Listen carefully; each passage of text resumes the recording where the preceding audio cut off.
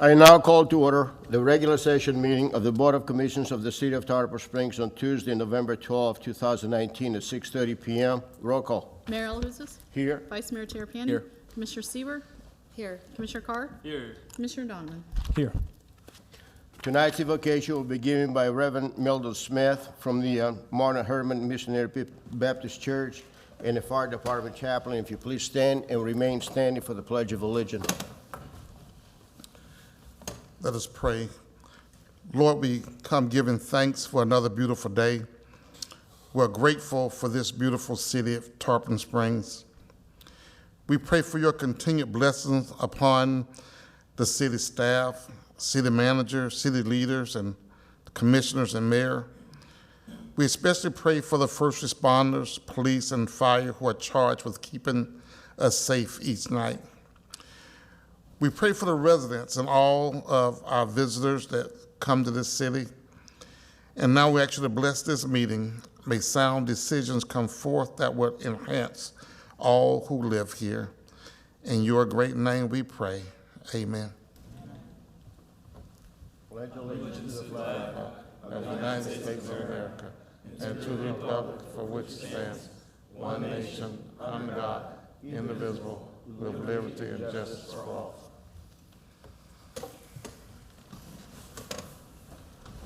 Good evening, everyone. Thank you all for being here tonight.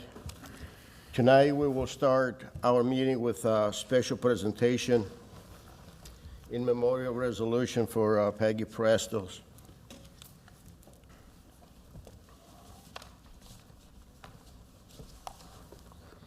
Resolution 2019-31, City of Tarpon Springs. A resolution of the Board of Commissioners of the City of Tarpon Springs, Florida, extending the city's deep and heartfelt sympathy on the passing of Peggy Prestos. Whereas Peggy Prestos has been called from us to enjoy life everlasting, and it takes for our midst the presence of distinguished member of the community of the City of Tarpon Springs, Florida. And whereas Peggy Prestos was born and raised in Tarpon Springs, she relocated out west, and later she received her Bachelor of Arts and Master's degrees. And she was the Director of Economic Development of the City of North Las Vegas before retiring and moving home in 2012. And whereas Peggy Prestos was an exceptional individual who loved her family and community, she was unprecedented to all who knew her, and she was held in a high esteem by all whom she knew. She was especially known for her intellect, blue eyes, stunning smile, and lit up every room she entered. Whereas Peggy Prestos was very active in the community and devoted her time and talent. She was a member of the Rotary Club, the Tourist Club, the Women's Club, the Old Timers, president and director of the Green Dolphins Park Villas Association, and past president of Tarpon Springs Area Historical Society. Now, therefore, be it resolved by the Board of Commissioners of the City of Tarpon Springs, Florida, that we express to the family of Peggy Prestos, mainly her sons Dan Langley and David Prestos, wife Patrice, her grandchildren Cole, Melina, and Carly, her late daughter Denise Langley, and her extended family, classmates, friends. Our heartfelt sympathies with the insurance that we accord to the name of Peggy Prestos, a place among our memories of worthwhile associations. Be it further resolved that a copy of this resolution be spread upon the minutes of the City Commission, and copies to be transmitted to the family of Peggy Prestos, the Tarpon Springs Historical Society, and State of Florida Archives. And I'd like to ask John Jacobs to come forward, Jennings to come forward to receive the proclamation on behalf of the family. Thank you. If you turn it off, so you can, thank you. Thank you. Do you want to say a few words? Thank you.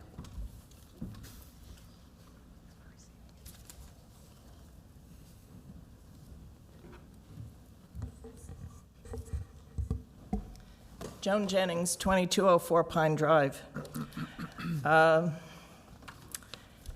still miss Peggy. I think anybody who's known her knows how much she lit up a room when she came in. When I first met Peggy, I thought she was going to be a sort of a Southern Belle Ditz, and I found out very quickly that just the opposite was the case. Peggy was a brilliant woman with a steel-trap mind, and she contributed so much to this community, which she loved so dearly. Her nickname was sort of the Energizer Bunny, and I thought she would just keep going, and I'm sorry she didn't. Anyway, thank you all for being here and remembering her. Thank you. Thank you. Are there any commission comments? Commissioner Sieber.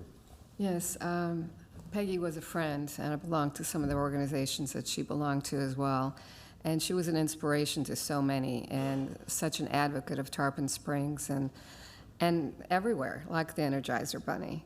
So I'm also very sorry for her family and her loss. And thank you, Joan, for receiving this.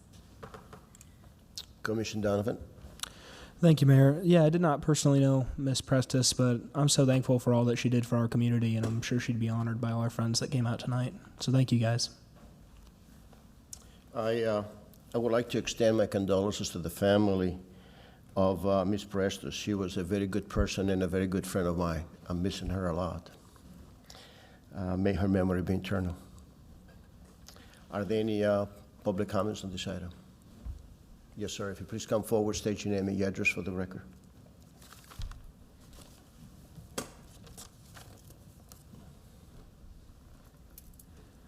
Good evening, Hector F. Cadena, 758 Lighthouse Drive. Greetings, Mayor Chris Alahouzes, Vice Mayor Townsend Terrapini, Commissioner Rhea Silber, Commissioner Jacob Carr, Commissioner Connor Donovan, City Manager Mark LaCour, City Clerk Irene Hayes Jacob, City Attorney Thomas J. Trask, and Chief Robert P. Koshin. My topic is the trees of Tarpon Springs again. This time, Sir, may I interrupt you for a second? louder. This is public comments on this particular item that we just did, the resolution. Oh, for the- We'll go back, yes, Okay, we'll I'll call you continue after back that. later. Thank you very Okay, much. got it. Thank you. Yes, sir.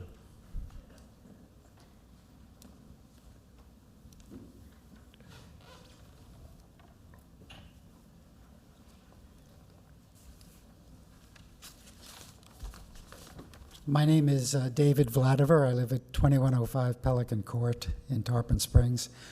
Mr. Mayor, honored commissioners, executives. I knew Peggy for only a few years, but when I think of her, she did, as you stated in that document, she had this magical smile, but she was a brilliant person. And there were a couple of times when I drove her to the hospital in Tampa where she was being treated. And it was about a 1-hour drive each way. And there were two things. Peggy just could talk nonstop, but with wonderful things that she had to say. And there were two things that she loved. She loved her family, and she loved Tarpon Springs. And she would tell me stories about her life in Tarpon Springs when she was a teenager, stories about Mother Mears. I mean, just if I had a third hand, I would have been taking notes at the time, but that wasn't possible. In the last couple of years, Peggy had very major medical challenges, but she showed us, and I think this was really a teaching moment for all of us, that you have your choice how you deal with something like that. You can go in a corner and you can complain and say that the fates were against you, etc. But Peggy didn't do that. She would talk about her illness if you asked her, but otherwise she was active. She was involved, very active in this one foundation that she and I were members of. And she handled that period with beauty and grace and courage. And that's, I think, a lesson to all of us. I really miss Peggy very much, and just wanted to say these few words. Thank you. Thank you. Any other public comments on this item? I hear now. Thank you all for being here tonight for that, to honor Peggy. We now go into the proclamations. Item number 1, Vice Mayor Terrapini will read the proclamation on national. Let me go back. I need to go to public comments. The items that will not be discussed tonight, and if you have any comments, please come forward, state your name and your address for the record. Yes, sir. Okay, continuing.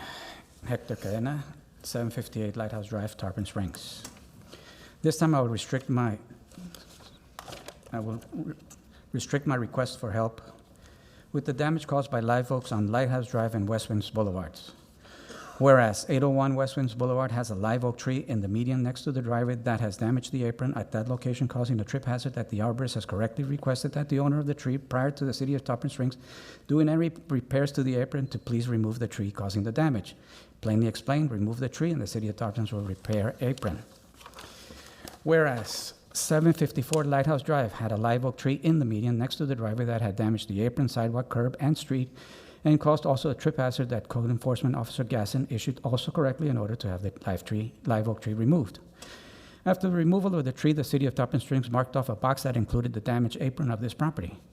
However, in the process of doing repairs to the sidewalk, street, curb, and apron, the apron was left off the repair list, still leaving a trip hazard where I once had an incident where riding a racing bike that caused more damage to my pride than my body, and where I saw various neighbors almost fall when transitioning from apron to street, including the owner of that property, a 96-year-old veteran that had difficulty maneuvering his electric scooter while collecting his mail because of the trip hazard caused by the roots of the live oak tree. I plainly asked, why didn't the city of Tarpon Springs repair the damage to the apron? If equal damage was caused by the live oaks, then why couldn't the owner of 754 also receive equal repairs to the apron from the city of Tarpon Springs? I cordially request that both aprons be fixed to eliminate those trip hazards caused by the live oak trees that were planted by developer George Suits, owner of Pioneer Homes, homes that thankfully have withstood many storms since its inception in 1991.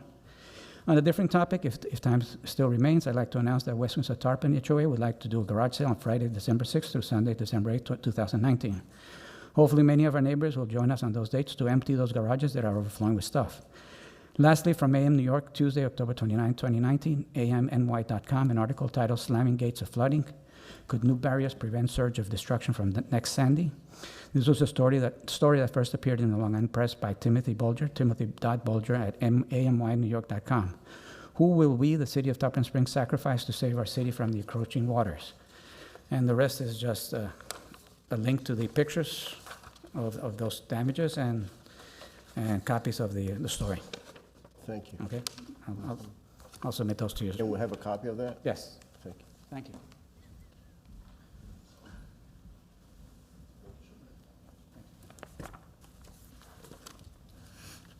Mayor and Commissioners, Anita Protis, 901 Bay Shore. I want to thank you for repairing Canal Street. This weekend, our town was beautiful. It was bustling all over with visitors, people walking up and down the street, driving around. The Sponge Docks was jammed. You couldn't even drive up the streets in Greektown with all the parking of the cars. So it's very important that our streets are repaired and taken care of for when visitors come. So I thank you for taking fast action after I came up on Tuesday night to ask about it. Now, one thing I saw in Tarpon, lots of people walking Main Street. We don't have any trash cans on Main Street. They're waddling up their papers and just throwing them down. We need to get trash cans up and down the street, nice ones, good-looking ones, for the residents and the visitors to use. Now I'm coming to Craig Park again. I've had 3 people call me that the city cut down, and I don't know the name of the tree. Maybe Commissioner Carr does. There was a tree that made a beautiful yellow flower. It was a gorgeous tree, looked very healthy, and people would pick the flowers and put them on the mermaid. It was a beautiful asset to the city. It was cut down. We need to have a program that when you cut down a tree in our beautiful Craig Park, that it needs to be replaced, and it hasn't been working. I don't know what happened to the tree. Like I said to Commissioner Carr, I don't know the name of it. You may remember it. I went down there and saw that it was cut down, and I don't know why, and I can't answer the people. I told them they'd have to call the city, but it bothers me that we're cutting down trees, we're chopping up Craig Park, our historic park, and we have no program to replenish the park. And I understand that the $11,000 was taken out of the budget that was to be put back into Craig Park, and I don't know why, because we need to take care of that. And I'm sorry that happened, but I'd like to see money put in for Craig Park, because it's very important to us, the community, and all the programs that we have down there. I thank you all very much for listening to me, but these things are important. We're whittling away our historic assets in Tarpon Springs. Thank you. Thank you.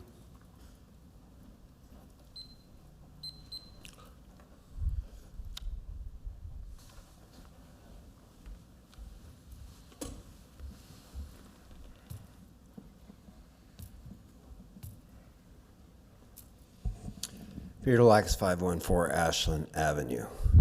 I'll take cue from I'll take a cue from Anita, and we'll start off with something positive.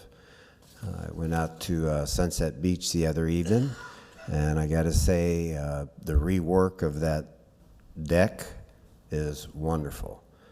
You got 5 benches compared to the one. You got a nice brick wall that people can also sit on. It's larger, more spacious. The place was packed the other night, and it's really a nice job, and I'm assuming the city did that, but it's really worthy of recognition. The other issue I kind of had was this holiday schedule. You know, meet tonight, then you don't meet again till the first and the second week again, I think in December, and then you go almost a whole month. A lot of missing time, and thinking about what Ms. Protus has said 2 weeks in a row about Craig Park, maybe it's time for a workshop to start deciding what really are the priorities there and start working on that, because she put a good idea out. And I don't know if anything was followed up, but I drove by the bank parking lot the other night on Sunday night, and it was pretty empty. You could set it up where people have to be out by a certain time, and so maybe look into that. Now, I don't know what we're calling it now, Mears Crossing Apartments or whatever, but they look like they're proceeding pretty well, and from what I understand, they're supposed to be done by, spring of 2020? And again, I don't see any action towards extending Diston to connect the college to the downtown and to the main part. And I'm going to give you a few examples of some things how this can benefit.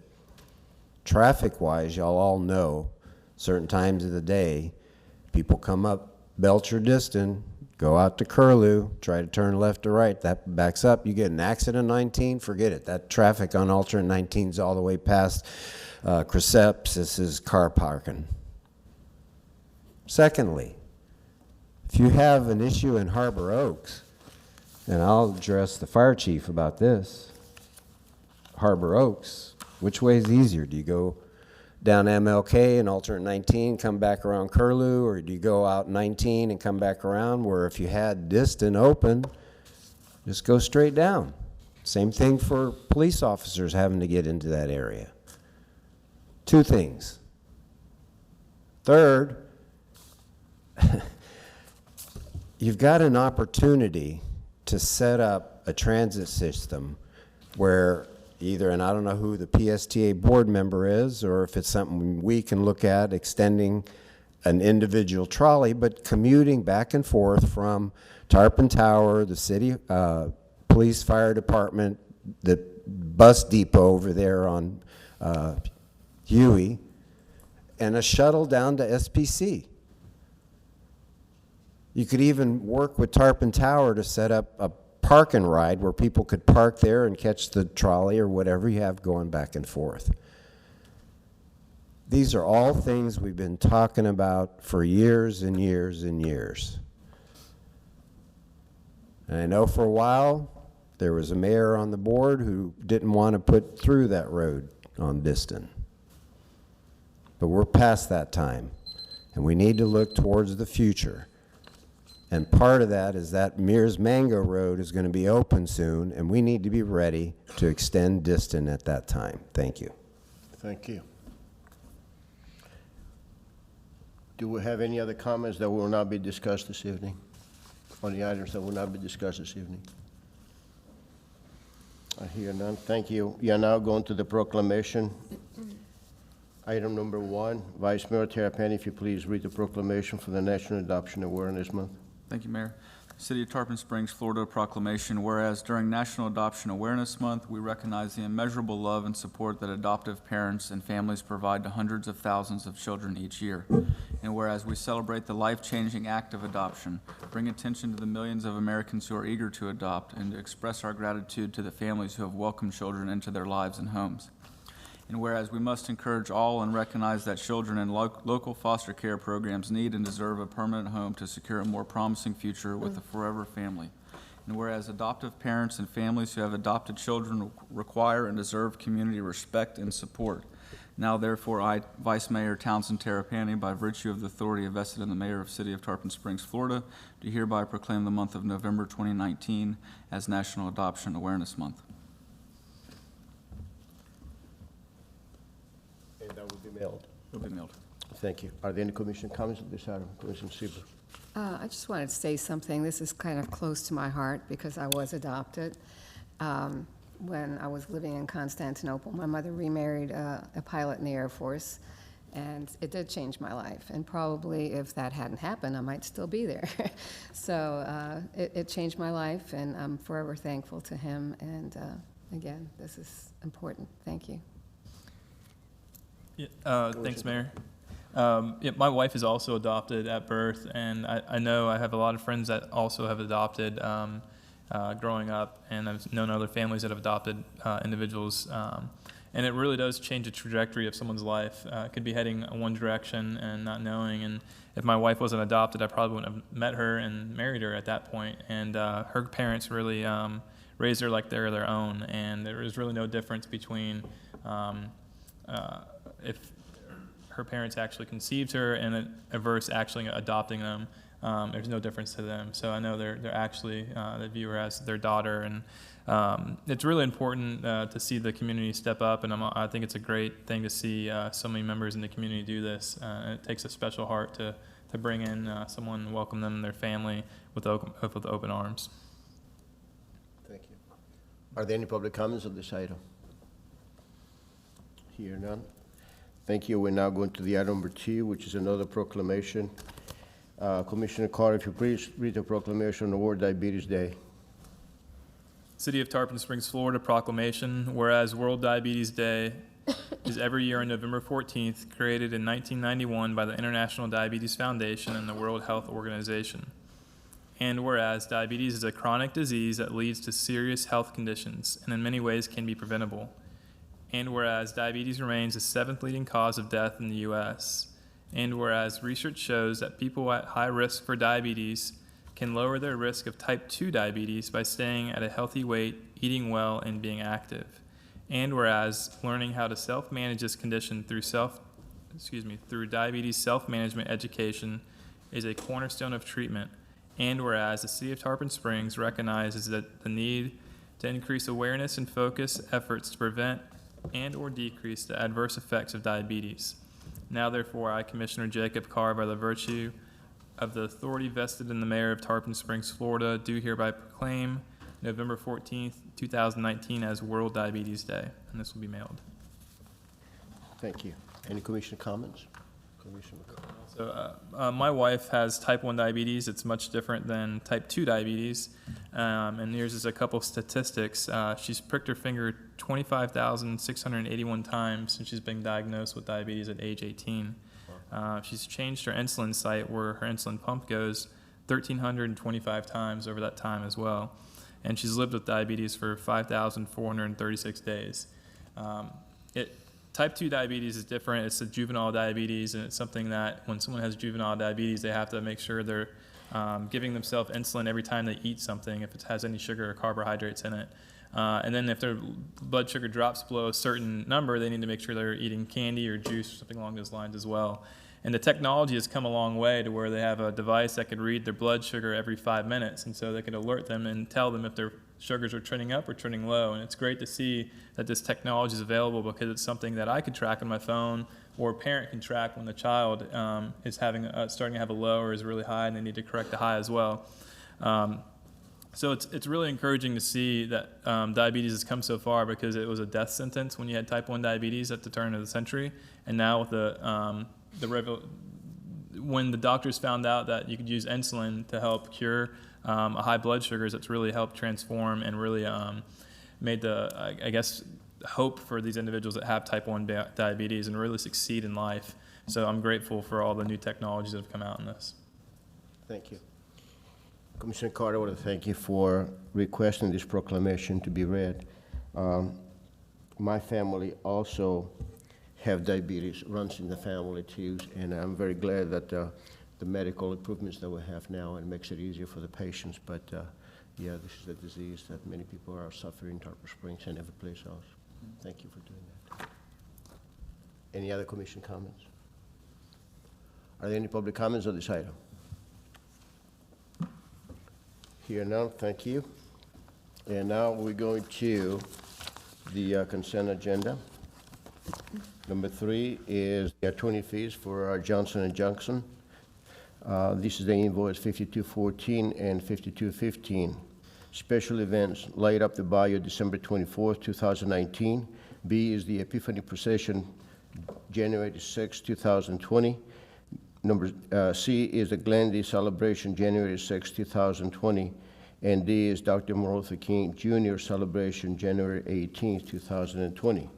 Number 5 is a file number 200030 NJL single source purchase of on-base maintenance and support. Are there any items that you'd like to pull? Yes, sir. Number 4A. 4A, okay. Any other? Okay, any questions or any comments on the items 3, 4, and 5 with the exception of 4A? I've got a quick question about the Epiphany procession. Yes.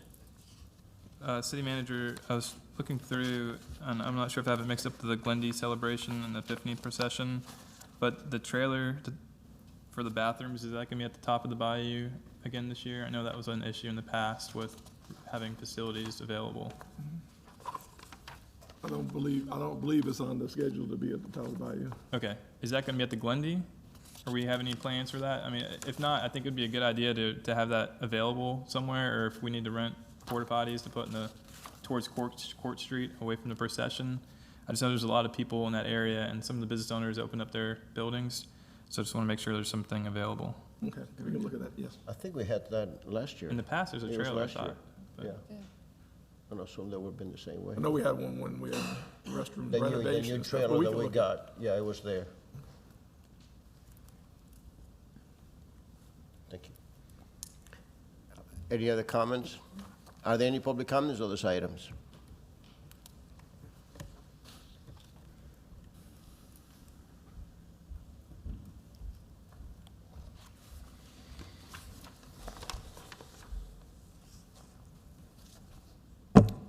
Peter Lax, 514 Ashland Avenue, 4C, which kind of ties up in a way with Commissioner's car question. And it kind of, when I first saw it, it makes me wonder something here. And I'm not involved with the church board. I don't know how they go about making their decisions. But they have that beautiful hall set up for tables and dancing, and the kitchen right there. I've worked the festival.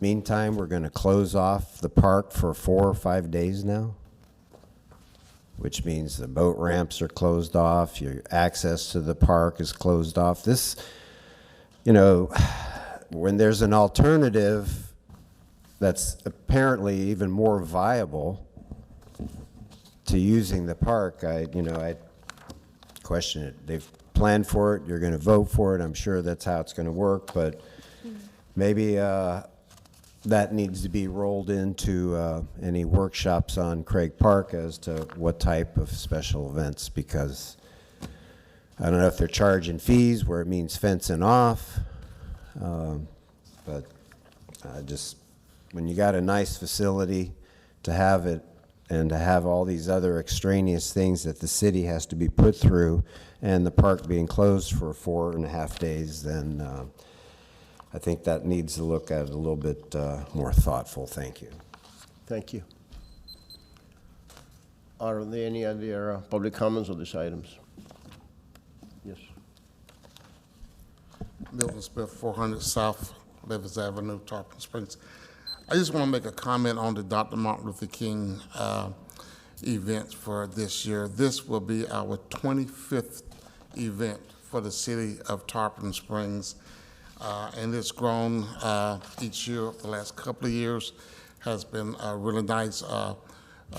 Once again, we're going to have a breakfast preceding the event at First United Methodist Church.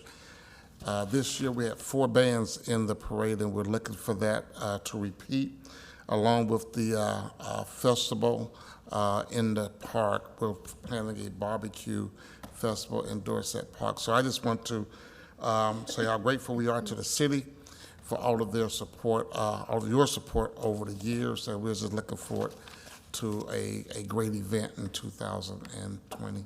Thank you. Thank you, Reverend. Any other comments? I hear none. I need a motion for that. Motion to approve. In roll call. For clarification, we're approving 3A, 4B through D, and 5? 3A, 4, B, C, and D, and 5. Okay. I think, A, we're going to discuss it separately. okay. Okay. Commissioner Donovan? Yes. Commissioner Carr? Yes. Commissioner Sieber, Yes. Vice Mayor Terapany? Yes. Mayor LaHousas? Yes, thank you. We are now going to the 4A, Line Up the Bayou for December 24th, 2019. Commissioner Carr. Thanks, Mayor. This is something I look forward to participate in every year.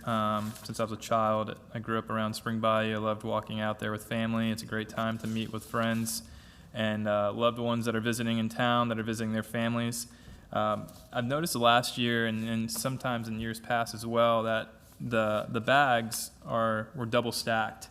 And if the city can encourage Sunset Hills, I'm happy to volunteer as well, to stretch them out along the bayou towards like the yacht club, because it stops pretty close to where I would say maybe the 4-way stop is at Orange Street and Spring Boulevard. And so they had plenty enough bags to extend it out around the bayou, because what ended up happening was you had a large amount of people all congregated in the same area, so it was very difficult to get around. So if we can encourage Sunset Hills to extend the bags both directions past the memorial and then also towards, Canal Street, I suppose is the correct street.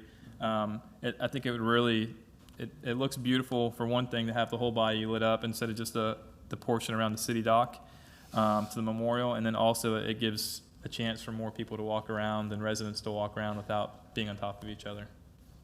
That's the only comment I have. Thank you. Any other comments on 4A? Any public comments on 4A? I need a motion. Motion to approve. Second. Roll call. Commissioner Donovan? Yes. Commissioner Carr? Yes. Commissioner Sieber, Yes. Vice Mayor Terapany? Yes. Mayor LaHousas? Yes, thank you. We're now going to the item number 6. The award RFP number 190130-P-JL Health Benefits Brokerage and Consultant Services Staff Report. This is approval of the RFP.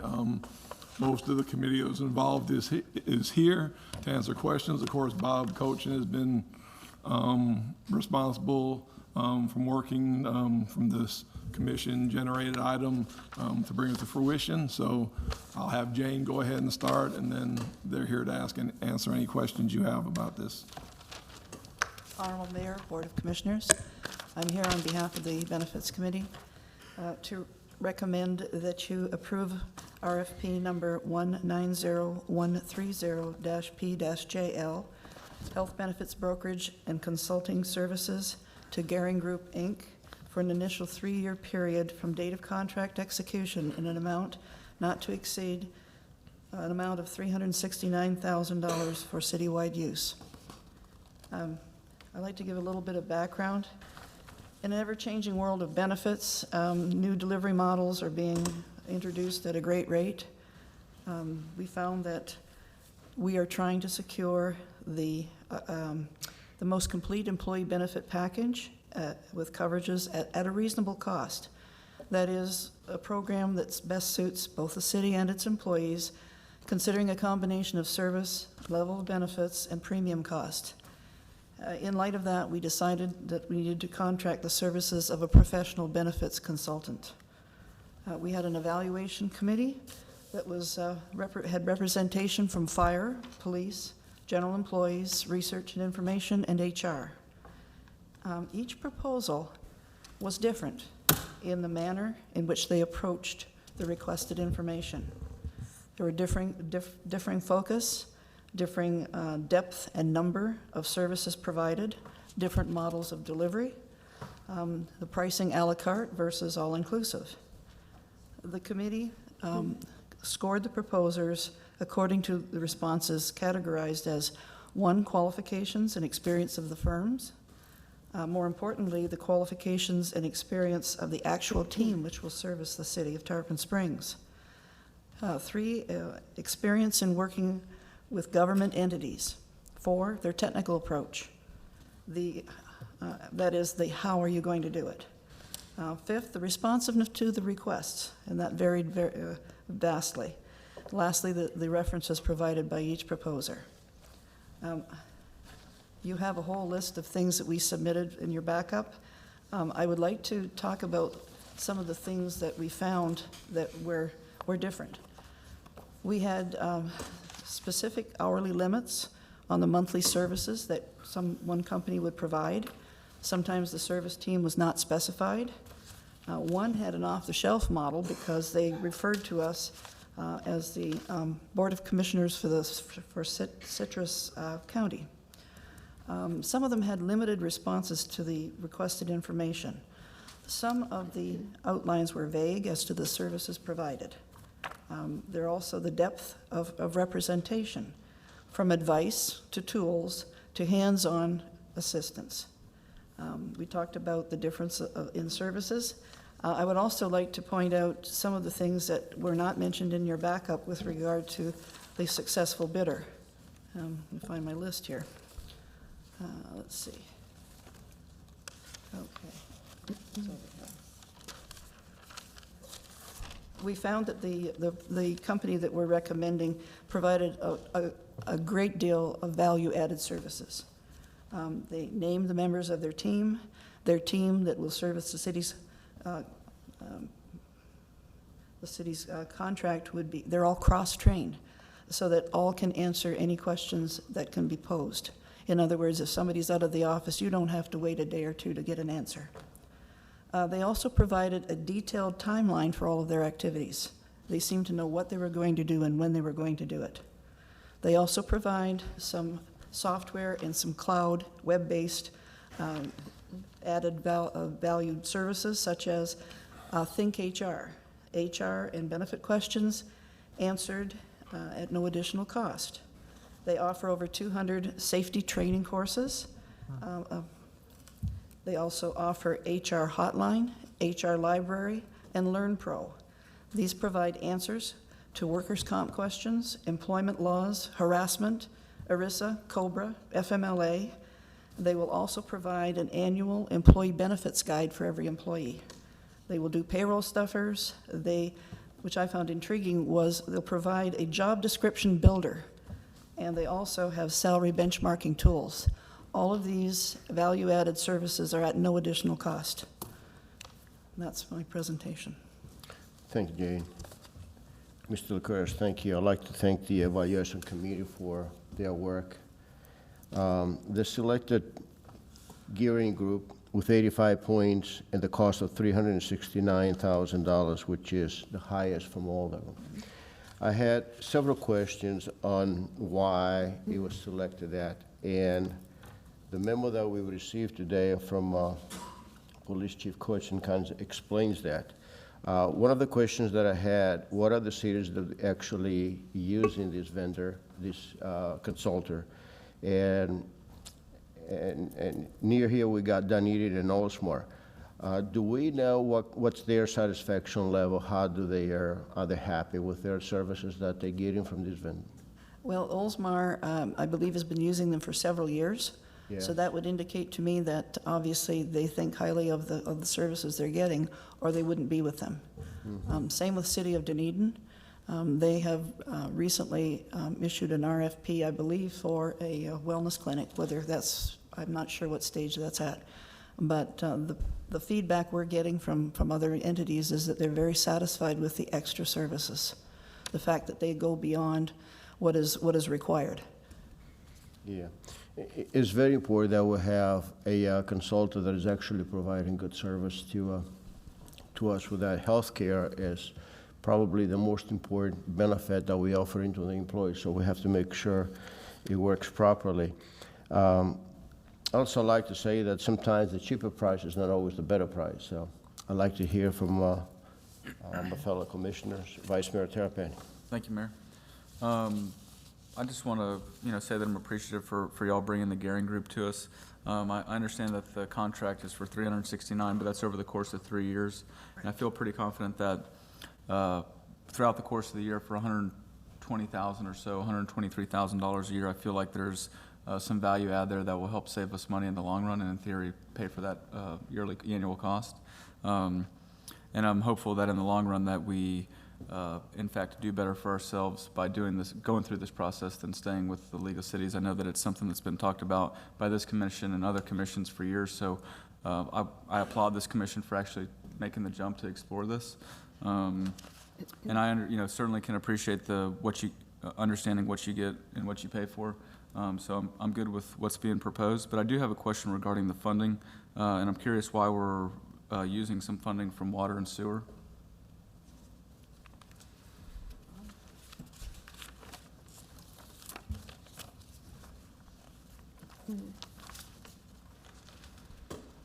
Good evening, Mayor, Commissioners. Ron Herring, Finance Director. And what we did is we allocated out by the number of full-time employees. So we got $70,000 budgeted in the general fund, and we've got $30,000 budgeted in the water and sewer fund. But we did the allocation by the number of full-time employees. Seems like a good way to do it, Ron. Thank you. Commissioner Seaver? Yes, I agree with you, Mr. Terrapini. I feel that we need to compare apples to apples, and we don't want to shortchange our employees with the great benefits that we have. And $123,000 a year, I think, is pretty good value for their extensive experience in Florida and with government entities, which we are. So that's what I meant, comparing apples to apples. So I'm definitely in favor of this, and that's it. Thank you. Thank you for your work. Thanks, Mayor. Ms. Kiffin, thank you for your presentation and pulling this together. I have a question where, first, I want to make sure I'm understanding this. We're hiring a consultant to go out to bid for our healthcare plan. Is that correct? That's what this is utilizing for? Well, it's more than just healthcare.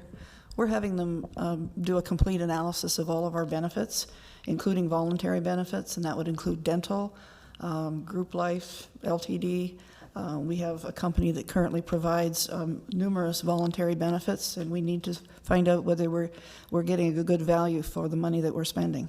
So yes, they're going to be looking at the whole picture, not just healthcare. Okay. Do they also provide health insurance as well? So No, they're they just do not. strictly a consultant? Yes. Okay.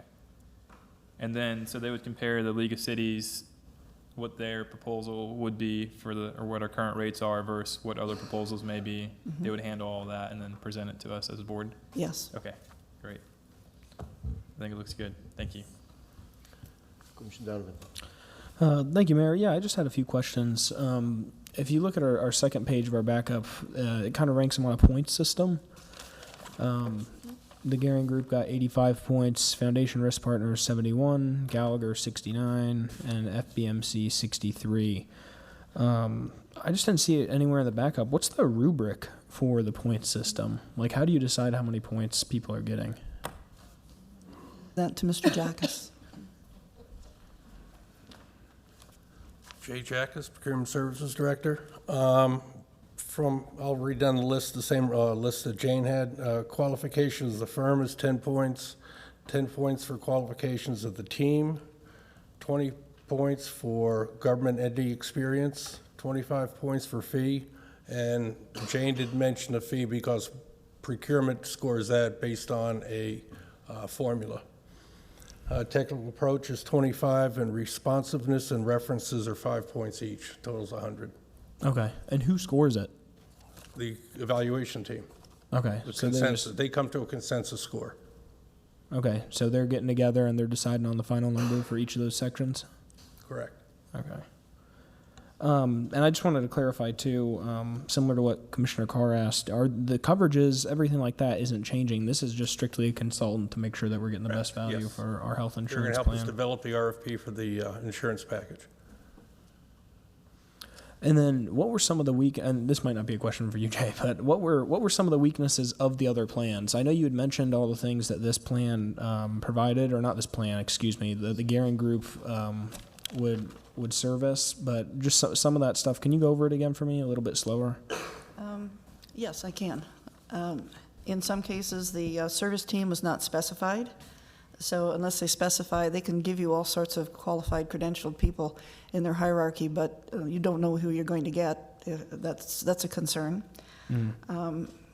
One of them delineated a specific amount of hours that they would devote to our account per month.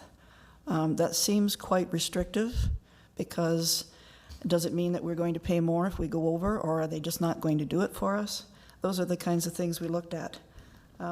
Also was something we considered was the à la carte. For example, one of them did not even propose a web-based self-service portal for enrollment, which in today's day and age is extremely important. It cuts down on a lot of the work for HR staff. Another one said, yeah, we'll do the ACA reporting for the IRS and for the employee, but we're going to charge you an extra $6,000. Okay. And we're only going to provide you with a tool. We are not doing the tracking. Some of them had weaknesses that we thought for a staff of our size posed a real problem, because right now we do have some of those value-added services provided by the Florida League of Cities.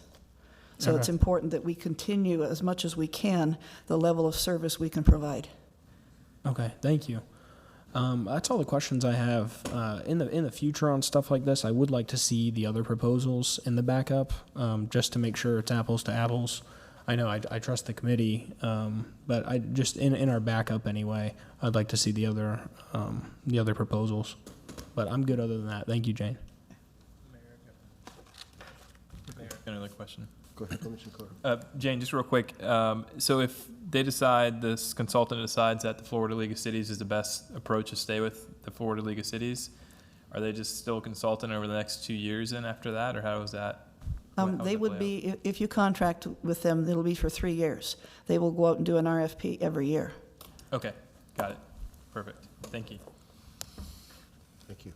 Are there any public comments on this item? Are there any public comments on this item?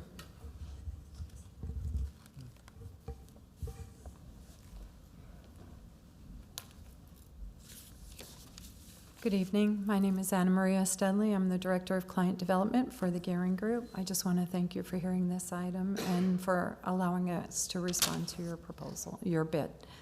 We look forward to the vote and working with your team if you so please.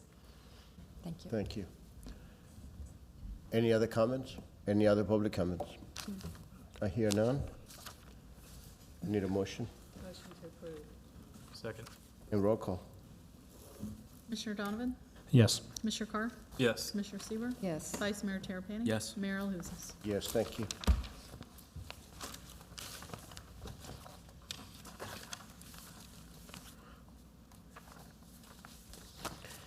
We are now going to the item number 7, which is the award bid number 200012-BJJ Security Cemetery East Phase 1. Staff report. Now we'll turn it over to Paul Smith, who's done a tremendous amount of work on this to bring this forward to you tonight to move forward.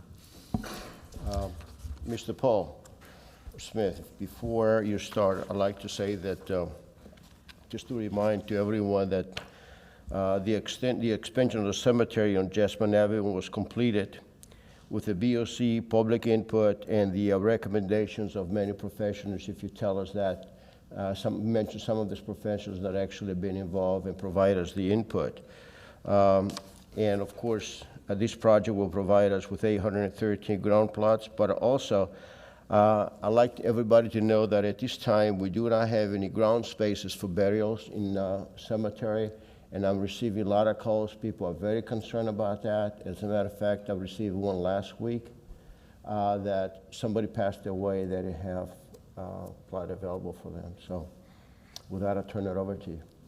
Thank you, Mayor. Good evening. Paul Smith, Public Services Director, and I'd like to recognize in the audience also our Cemetery Supervisor, Cheryl Stedge. She's just as excited about getting this project going as I am. I'm very pleased to present to you this recommendation to award the Phase 1 of the contract. As the Mayor said, we put a lot of work and got a lot of input, good input, and put all that together to prepare the design package that resulted in these bids that we received. So what I'm recommending to you tonight is the low bidder, who happens to be a local contractor that we've worked with successfully before, and their name is Augustine Construction, and I'm recommending that we award the contract in the amount of $1.115,133 million and 30 cents. That bid includes alternates and an $80,000 contingency that's included in that price. The project will be funded by the Cemetery Perpetual Care Fund, and that's designated for such use and is adequately funded for this project. I'd be happy to answer any questions. Thank you, Mr. Smith. Can you tell us when we're going to do Phase 2? Yeah, Phase 2, the Phase 1 I'm recommending award tonight is basically everything but the private mausoleum, new private mausoleum building. We've reserved a space on the site for that. I'm going to tell you that it'll probably be a pretty expensive project, probably in the neighborhood of $1 million or so. Our current balance is close to $2 million in the Perpetual Care Fund, so I'm going to recommend to you that we go ahead and implement this project and allow the revenues to come into that designated fund for several years, and we can take a look at where we stand before I'd recommend to you to go forward with that part. But the good news is we've got a plan to bring that along. We'll have a space reserved for it, and I think it's just a matter of giving it some time to recuperate that Perpetual Care Fund. We do have spaces available in existing mausoleums. That's correct, So Mayor. we're good with that. Okay. One question that I have is reclaimed water will be available for irrigation? Yes, reclaimed water will be part of the irrigation system at the cemetery. We're going to basically extend a line across from the existing cemetery, so it'll be the same source that we're using now. Vice Mayor Terapia. Thank you, Mayor. Paul, I appreciate your presentation and all your hard work on this project. I know it's been years in the making, and I know that you're extremely excited about it, as am I. I think it's important that we be able to have an opportunity for local Tarponites to buy cemetery plots. As the Mayor said, right now we don't really have any plots that are available to people, and as Tarponites, we're passionate about Tarpon Springs, where we came from, and it's important to us to be able to lay in peace here in our final days. So I'm excited about it. I appreciate all your hard work. I want to thank Mr. Halftel again, although I don't think he's with us anymore, for having the vision and offering this property to the city first at a favorable rate. I did have a question about your alternative or your additive alternatives. In the backup it says 1, 2, and 3, so I'm assuming that we get all 3? That's or correct. Is it, okay, so we get all 3 in the $1,000,001, is that correct? That's correct, Okay. yeah. And then I think in some additional backup it says, I thought it said something about some 1, 2, 3, 4, and 5 as alternatives. Is that an option too? I think a little bit further on in your memorandum. 4 and 5. 4 is 25 by 40 committal shelter, so we're going with the 26 by 31. That's right. That's included in the price, right? Yes. Great. And then 5. it would 5 just- was a deductive alternate if we wanted to go with Bahia grass instead of St. Augustine. I don't recommend that to you. That really would give it a cow pasture type look, and we're really wanting to have a lower maintenance St. Augustine, get the area ready for sale, basically have it be presentable and lower maintenance. So I'm not recommending we take that lower alternative. We just wanted to put that in there to see what the sensitivity of the pricing was. And then to reiterate, I think you mentioned something about the second mausoleum. You're going to try and recoup some funds back into the perpetual care fund, and I assume you're going to do so through the sale of the plots, right? That's correct. And you're yes. going to do that in such a manner to where you're going to phase it, is that right? You're going to phase the sales? Yes, I'd like to work through that with you all. There's going to be that and the pricing. I wanted to get the real project going first so we'd have something to talk about, but yes, those are some things we'll want to work on together and come up with a consensus. But I really Bringing those back to you. Sounds good. I'm just excited, so I want to talk about it. Yes, well, and That's okay, I do. It looks good. Thanks, Paul. I'm confident the pricing will be competitive, but yet at the same time provide the revenue we need to build it back up again. Any other commission comments? You all ask great questions, so thank you for checking them all off my list. Really? Okay. Commissioner Sieber? Yes, and Commissioner Terrapini asked all the questions I was going to ask too, so, but great job, great plan, you're always proactive. I know we've been looking at this for a while, and I'm looking forward to starting phase 1, and then with our earnings, finish it, so you got it all made, and Cheryl, thank you too. Commissioner Donovan? Any questions? Yeah, thank you, Mayor, and thank you, Paul.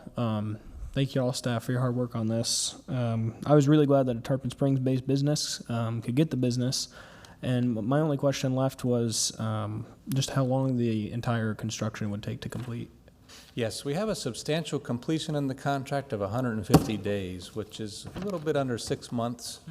I'm going to assume we're going to get started around the first of the year. Usually there's a month or so for contracting, getting bonds and all these things in place, plus we got the holidays. But you know, I'm confident that we could be in the early summer, we could have substantial completion. And that's pretty close to what I said in the last presentation. I said March, June. You know, it might be more like July, but I think we're not too far off. Okay, thank you.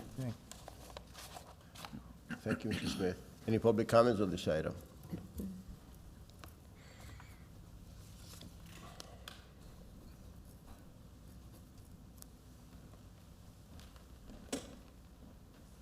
Anita Pros, 901 Bay Shore Drive. Maybe the city manager can answer this. Are we going to do any repair work in the cemetery that we have now? Because as you go up the hill on the backside of Florida Power, it's like a little hill, and there's a washout, and some of the monuments and the coping around them are falling backwards because the dirt is moving with all the rains and everything. I don't know if that's the city's responsibility, or if you have a grave site there, but it's not at your grave site, it's the responsibility of the person who owns that grave site or the family to take care of it. It's next to the wall. We can look at all those things. This project doesn't, Who do I talk to about that? probably Mr. Smith. Okay, because it's happening to some family members. Yeah, we'd be and glad to look at all Other that. members that are up there too. The monuments are falling backwards. 'cause And again, there's a this washout. project will not take away from what we need to do for maintenance in Cicadia. Do you have any comments for the expansion? Sir? Do you have any comments for the new cemetery? Yes, I can't wait because I want to buy some plots. No.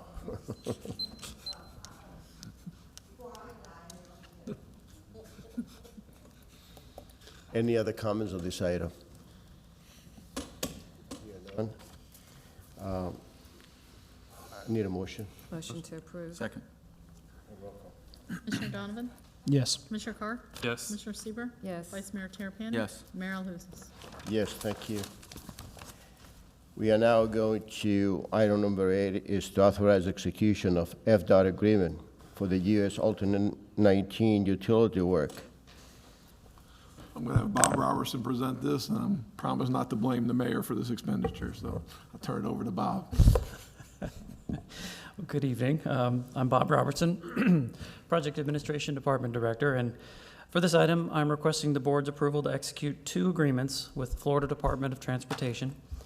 These are required, or we need these to accommodate utility work in an FDOT right-of-way. Specifically, FDOT has a pedestrian and stormwater upgrade project on Alt 19 that they want to do just north of the Anklet River Bridge between Oscar Hill Road and Rainville Road. The project includes milling and resurfacing the roadway, new sidewalks on both sides of the roadway, a mid-block pedestrian crossing, new street lighting, and significant stormwater drainage upgrades.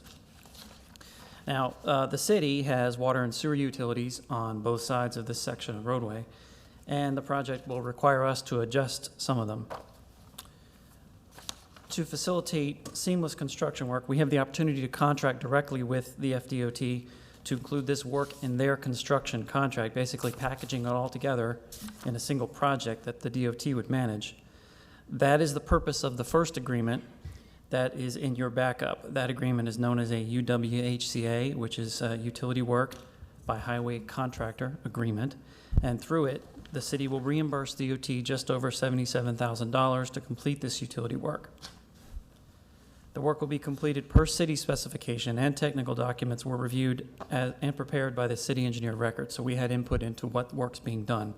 And we will have city staff on site witnessing the work during construction as well, so we will be providing oversight on work that's being done in and around and for our utilities. The work includes protecting existing pipes with concrete and sheet piles, adjusting the location of some smaller pipes, and adjusting 2 fire hydrants. So that's the first agreement that I'm asking you to approve tonight. The second is a little bit simpler. It's a maintenance agreement between the city and the DOT to have the city periodically clean out 2 of the storm drain inlets that they're going to be putting in, or known as catch basins, that they are part of this project. Excuse me. These inlets were adjusted at the city's request to avoid conflict with a major force main in this area. This agreement involves no monetary exchange. These cleanings will be incorporated into a routine schedule with existing city staff using existing city equipment. So a pretty simple thing for us to do. And a couple final housekeeping items. City Attorney Tom Trask and I have reviewed both of these.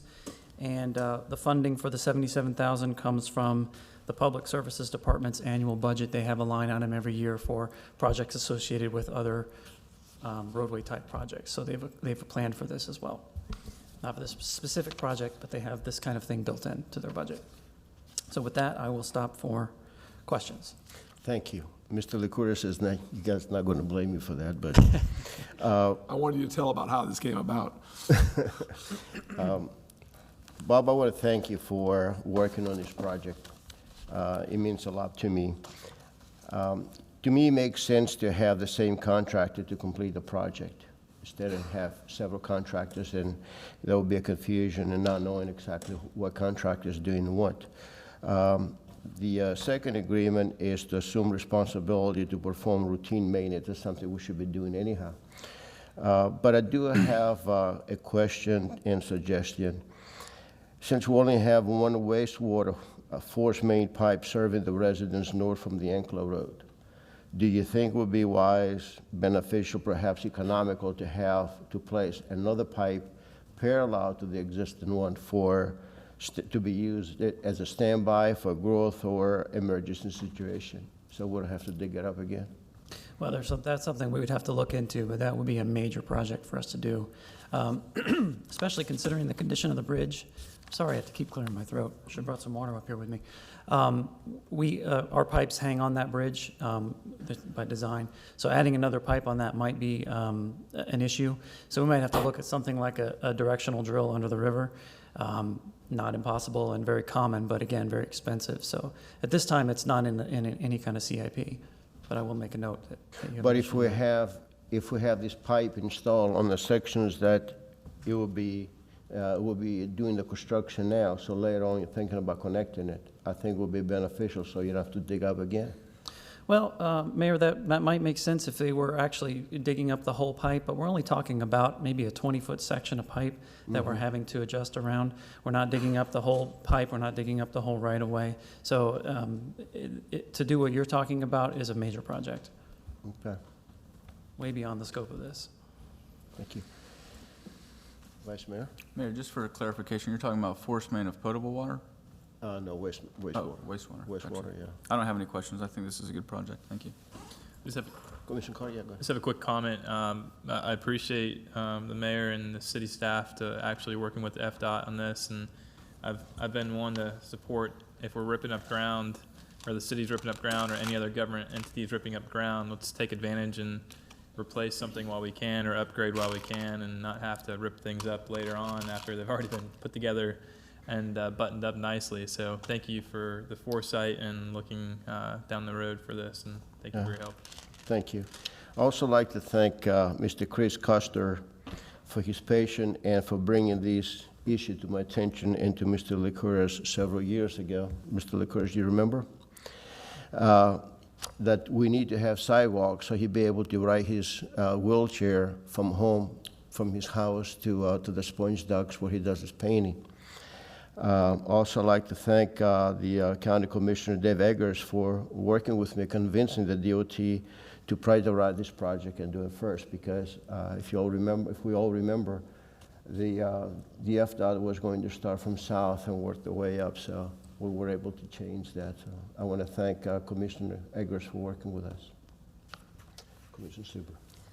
Since you mentioned Chris Custer, when I first became commissioner, and Tom will probably remember, that was something that I wanted to work on. So it's been a long time coming, to help Chris out, but also help other pedestrians. My daughter was actually hit on that part of the road on her bicycle by a hit-and-run truck driver. So it's so important to have sidewalks on both sides, to have additional lighting. It's been a long time coming. I'm really happy that we're finally there. And when do you think it might be completed? Well, DOT is pushing hard on this project. I've had to scramble to get the whole thing negotiated, and Tom, thank you for being responsive quickly to my request to review those documents. I think they are intending, I'm not going to speak for them, but I think they're intending to put this out for bid very soon. I don't know when they're expecting to get their bids back and start construction, but their design set is done. We had to scramble to catch up with them because this came in late, and we were able to do that. I'm looking forward to it. Thank you. Donovan, have a question, comment? Thank you, Mayor. No, just a comment. Thank you very much for your work on this. I mean, this is something that's been a long time coming. It's going to be huge for the North Tarpon area. So thank you. Great, thank you. Any public comments on this item? We hear none. And Thank again, you. before you vote, the mayor and several others, again, this has probably been, we've been talking about trying to work and get FDOT to do this at least 5-6 years. And there's been a lot of efforts of the commission, the mayor recently, everybody. So this is a lot of work by this commission, a lot to get, as you know, getting a project by FDOT and getting it through is a rather arduous process. So there's been a lot of work done by this board and stuff to come to this point. As all these special consent items that are on tonight are projects we've been working on 2, 3, 4, 5 years and coming to completion. So thanks to all of y'all for all the lobbying that's been done over the years, and because we've been banging in FDOT's head that we want this project for a long time, and with the help of the other people, the other officials that you engage to help us with FDOT, it's finally coming to fruition. So I just want to give all of you the credit that you deserve as a board. Thank you. The chair will entertain a motion. Motion to approve. Second. And roll call. Commissioner Donovan? I did ask Republican. Yeah. Commissioner Donovan? Yes. Commissioner Carr? Yes. Commissioner Sieber, Yes. Vice Mayor Terapany? Yes. Mayor LaHousas? Yes, thank you.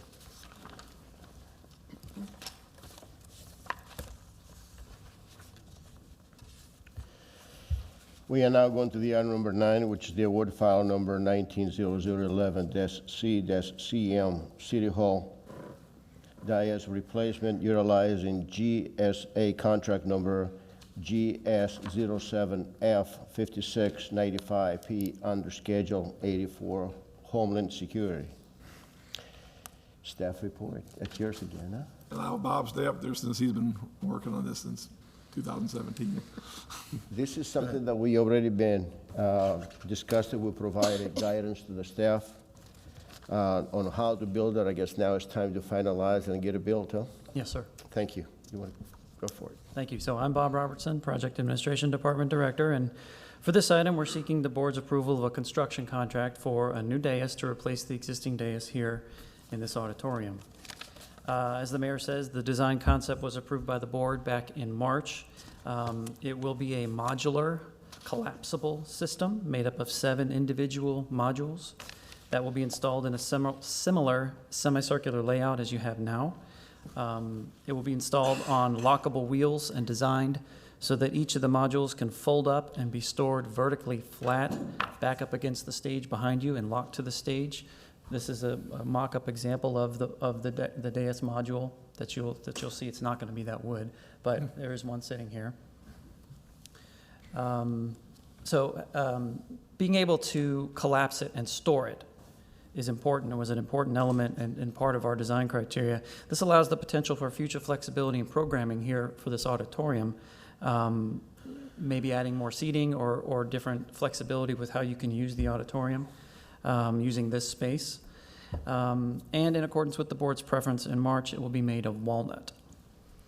It will be constructed with an accessible and hidden cable chase for power and AV cabling that will run through the top and hidden behind a cover, and it will include standard and USB power outlets in front of each of you, which is important as you begin to migrate to paperless meetings. It will also be constructed with certain security measures, which will remain confidential here, but that's important to note that, and also I want to note that the project also includes construction of a new custom podium to aesthetically match the new dais, so we'll replace this one here, and it will be made with the same walnut wood species. The contract value is $76,090, which is under the project budget. With that, I will stop for questions. Thank you, Bob. I'd just like to remind to the board that the safety protective measures will not be discussed in public. If you need any information, please see Bob in private. Commissioner comments? Commissioner Sieber. Yeah, we got the chairs and now we're going to get the dais, so I'm very happy. Yeah, we did approve this, and it's going to be great having the lockable wheels and being able to stack it and put it away and not have to go through what you go through now or to move things around. So Agreed. Appreciate all your work on it, and I'm looking forward to being completed, maybe before I'm up. We'll try. Thank you. Okay. Any other commission comments? Commissioner Donovan? Yeah, thank you, Mayor. I want to thank the past boards and staff for all their hard work on this. I was not on the board, so this agenda item was kind of my first time seeing this new dais being proposed. I just want to be clear, Bob. So we're going to be paying over $76,000 for this big desk that we're sitting at, right? That is the price, yes, sir. Okay. I got a big problem with that. I just feel like this is a huge waste of money. $76,000 for this. I reached out to other cities, namely Dunedin, Clearwater, and this would be by far the highest that any board's going to be paying for a dais. And I know we can't address some of the things here tonight, but I mean, there were even some cities in our area that built their own. I mean, the only cost of it was the cost of materials, and then they had staff build it. Again, I really can't approve paying for what is essentially a big desk more than most people make in 2 years. I mean, this is over $76,000 for this desk we're sitting at. I mean, I'd sit on the floor before I paid that. I can't justify that.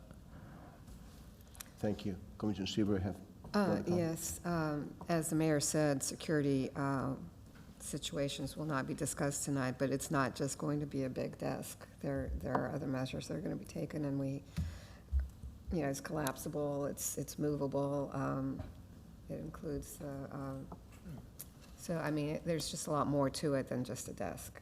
I have spoken with Bob. I understand the more to it. Again, it's going to be used as a big desk. It may be a mobile big desk, but At the end of the day, I mean, over $76,000. Think about all the projects that we could do with over $76,000. Think about all the things in Tarpon Springs right now that we could go out and help with over $76,000. And I know this has been budgeted in the past, but I mean, we're really going to be paying over $76,000 for a big desk. Come on. Comments? Mayor, I've got a question, if I may, to Commissioner Sure, Donovan. go ahead. What, when you talk to other cities, like what were they paying for a dais? It varied depending on when they paid them because they last so long. Some of them bought them, or not bought them, but bought them and built them back in 1992. Some of them just as recently as a few years ago. And then some of them, like Clearwater, it was a little bit hard for them to determine because they're in the process of moving their city hall. But the answers that I got ranged from everything from $10,000 to $20,000, but I never came across anything higher than that. And again, some of the cities even built their own. Bob, do you know when this was installed? This one? Yes. No, I really don't know. Okay. No. It's been a long time, though. Yeah. Let's see, how long you, 1987, 86, 87? I was gonna guess 80s. it was there but then, so I can't go back any further, but it was there then. 32 years. 90 would be 30. Breaking it down to life, Yeah. like in a capital item, I mean, just thinking it through, it is a large number. My parents are in the woodworking business, and at the end of the day, for something this large, it's really not that expensive for that type of material that's being used and what's being done. I do respect the fact that there's some other elements being incorporated as well for some important reasons as well. So, and the fact that we have a multi-purpose room here too, and that's something to be aware of. What Bob brought up is that right now we have limitations of certain shows. We only have a certain amount of seats.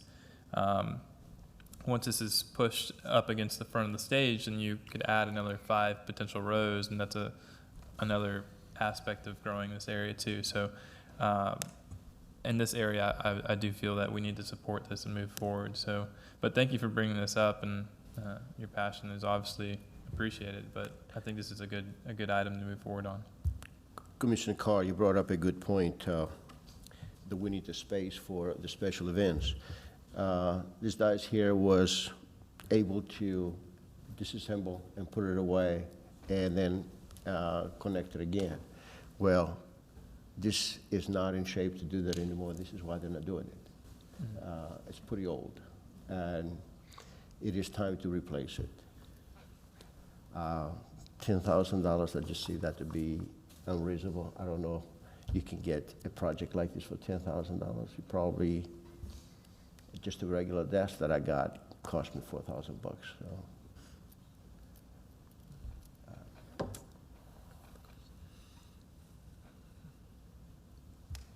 Any other comments?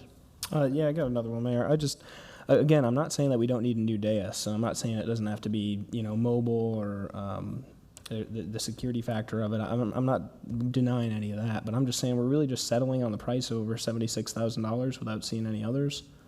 And I know maybe we went out to look at who could provide us with this specific desk and design, and maybe there was only one, or maybe this was the best price for this specific design, but I'm saying that we could have looked at other designs. And again, I wasn't on the board when these discussions were being held. I'm just saying over 76 grand is pretty steep.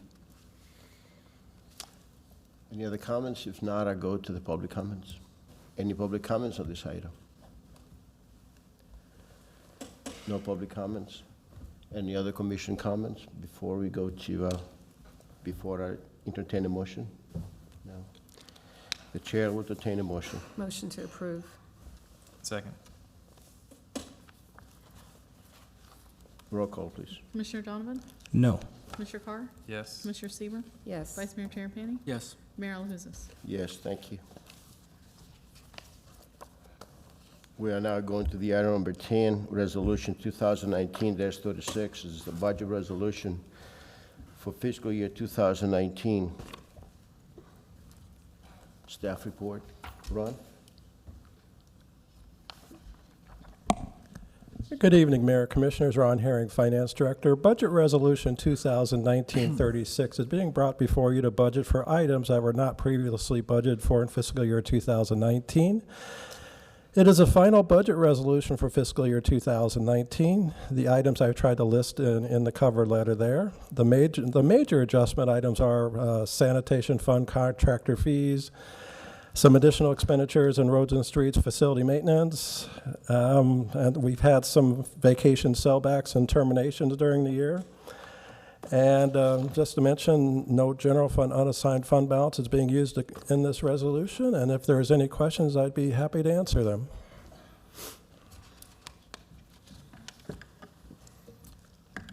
Any board comments? None? I have one. Ron, on the cemetery, it's additional expenditure for vault services, irrigation supplies, and cemetery expansion, and it says the funding's in general fund. For the record and the public, could you just elaborate on why we're using general funds for that and not the perpetual fund? Well, we could use a perpetual care fund. I mean, in the resolution that developed it, it said that it can be used for anything that benefits the cemetery.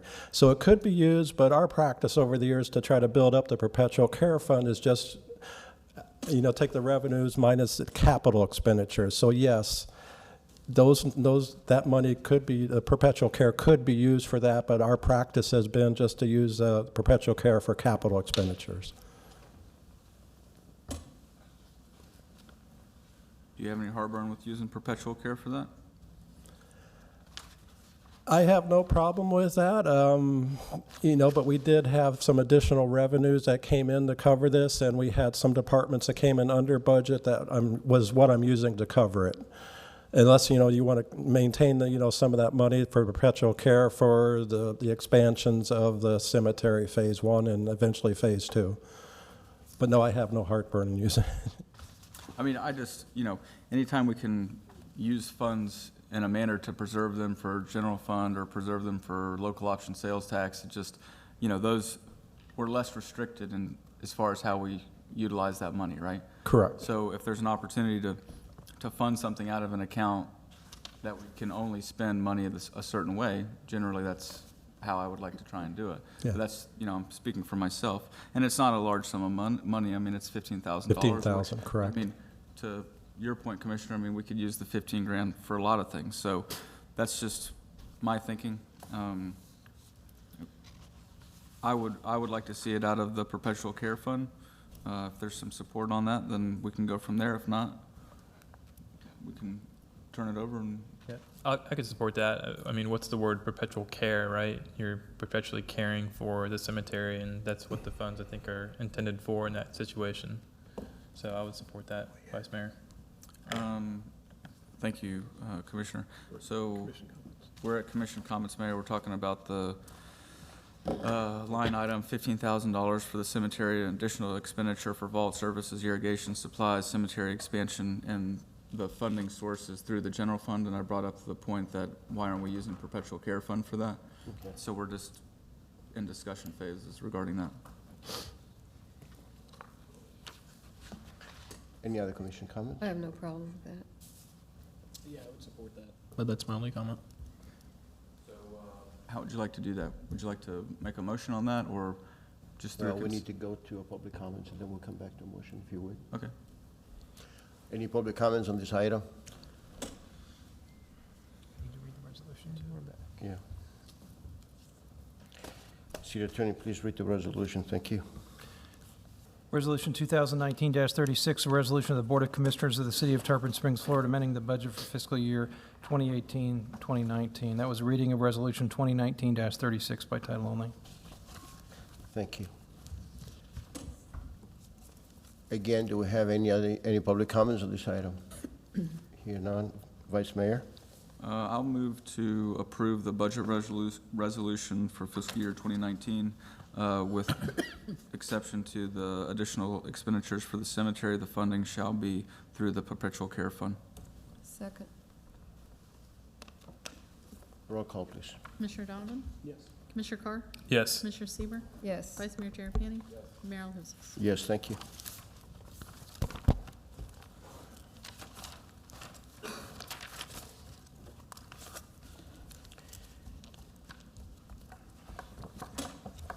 11 is the resolution 2019-39, one-way street designation, Butler Court.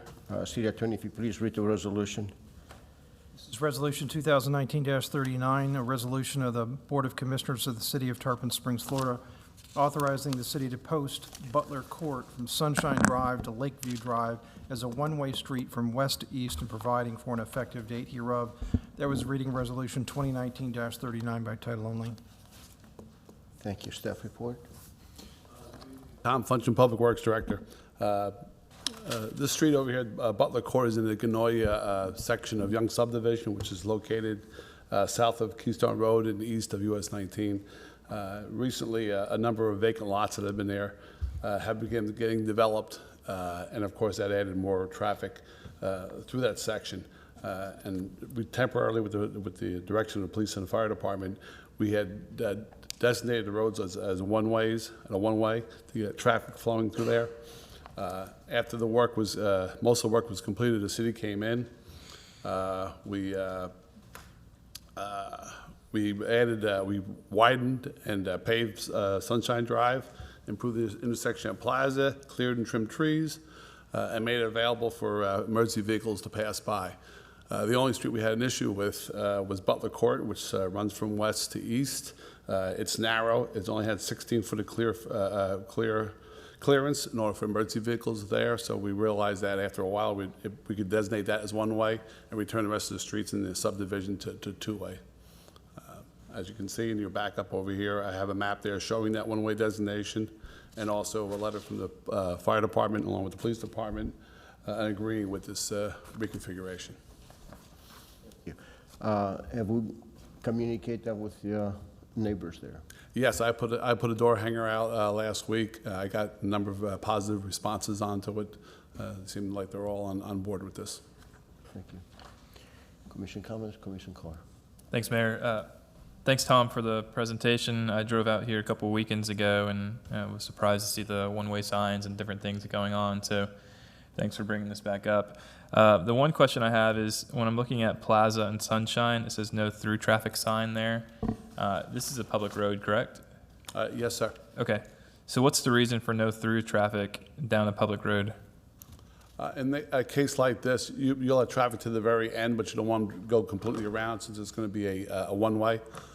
So you're discouraging traffic from going up and having to do a T-turn or turn around someone's driveway. So I understand Lakeview and Plaza not having a no through traffic sign. That makes sense to me. But when I'm looking at Sunshine and Plaza, there's no through traffic on that side.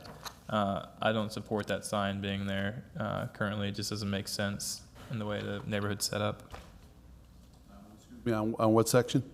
So if you look at Plaza and Sunshine Drive, yes, there's a no through sign traffic there, right? Or there's a no through traffic sign No there. through traffic. That's actually designated to keep people from going all the way down Sunshine and turning down Butler. I mean, you could through it, just discouraging truck traffic through that area, that's all.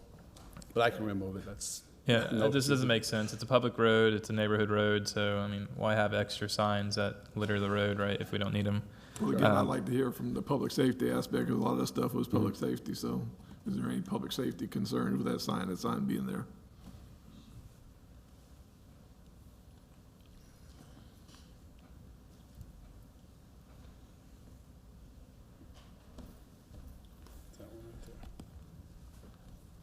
Scott Young, Fire Chief. I've been having concerns with it being removed. My only concern is the traffic backing up or blocking Butler. This would discourage some traffic or too much traffic going down Butler. If one car parks on Butler on the side of the road, we can't get through. That road's only 16 feet. Our trucks are a little over 10 feet wide. We won't be able to get through. So I would think with the sign being there, it's going to discourage some people from going through there, or a truck, as Mr. Function said, going down there and getting stuck or something. That's the only reason we'd have concerns. So are you going to put no parking signs on that road then? Yes. Okay. Yes, sir. Just seems like an extra sign that's not needed necessarily.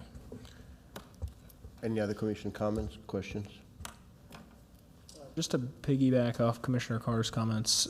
So Commissioner Carr, I'm looking at the map right here. So all that end of Sunshine right there is going to have the no parking signs. Is that correct?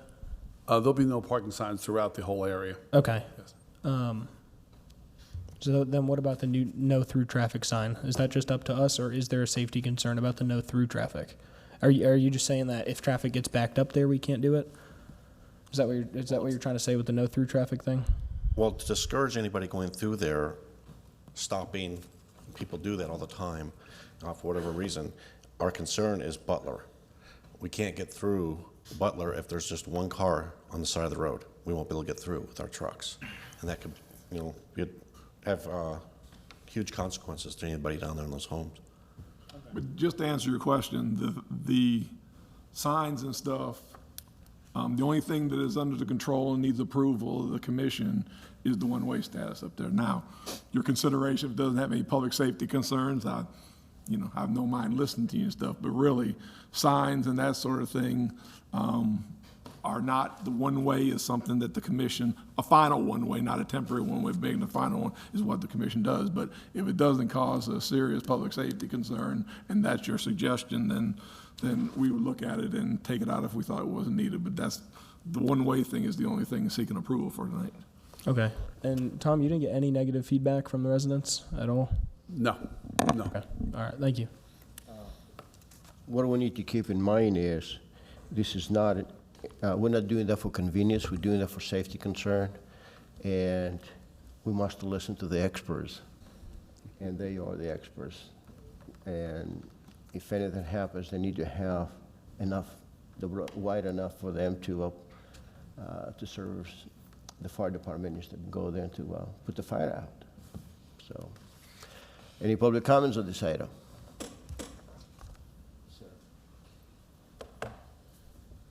If you please state your name and your address for the record. Yeah, my name is Peter Logan. I'm at 1639 Plaza Place. And I just wanted to say thank you, first of all, to you guys. And this has been really handled very, very well, very professional. And Tom, we appreciate everything you've done for us.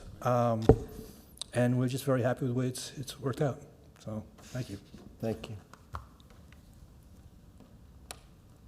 Any other public comments? Hear none. The chair will entertain a motion. Approve. Second. And roll call, please. Commissioner Dahl? Yes. Commissioner Carr? Yes. Commissioner Seaver? Yes. Vice Mayor Terapany? Mayor Alahouzes? Yes, thank you. We are now going to the miscellaneous item number 12. This is the application 19-03. 103. This is the sale for surplus property, Lake Street parcel number 12-27-15-53, 352-007-0401, Bozard. Before I ask for the staff report, I'd like to ask the city attorney, what is the process of the city to sell any surplus property? Well, there's the provision in your code that talks about it. We can pull that out and, Michelle, do we have the code book down there? Let me just grab it, Mayor, and I'll just read it directly. Thank you.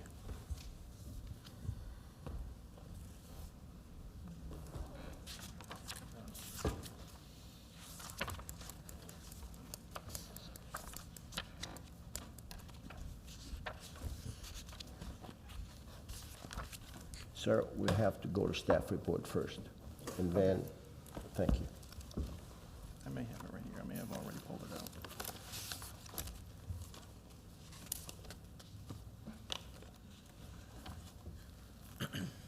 I did, I'm sorry. I had already pulled it out from the last meeting. So the section 2-216, paren A2, says any contract or other agreement for the purchase, sale, or exchange or conveyance or leasance of real property or any interest thereon for a sum less than $250,000 shall require approval by affirmative vote of 4 members of the Board of Commissioners. Upon failure of 4 votes of such transaction, a majority of the city commissioners may submit such purchase, sale, or exchange or leasing of real property or any interest thereon to a referendum vote to the city electors pursuant to Section 3 of the city charter. And then further down into the Did that answer your question? Yes. Okay, all right. You were looking for how many votes it took. Yeah, I Okay. want to make sure how many votes, if we're looking just a majority or supermajority for the vote. Supermajority. Yeah, we now go to the staff report. Again, I'm going to be giving the staff report tonight. Again, this is a continuation from our last meeting. What we're bringing back to you that was asked for by the commission was some definitive proof of the ownership.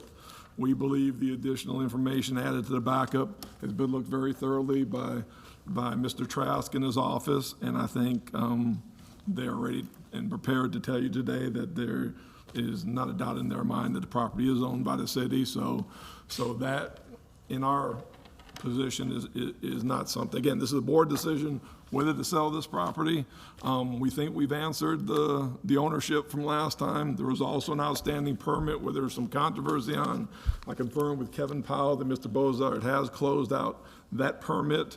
It really wasn't an issue of selling the property or not, but because of what was on our property.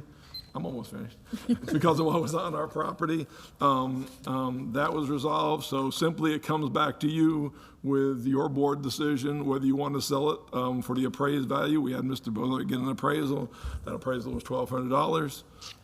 So it's brought forward to you to approve that land sale. He was the only one that you can sell it to because his property surrounds it.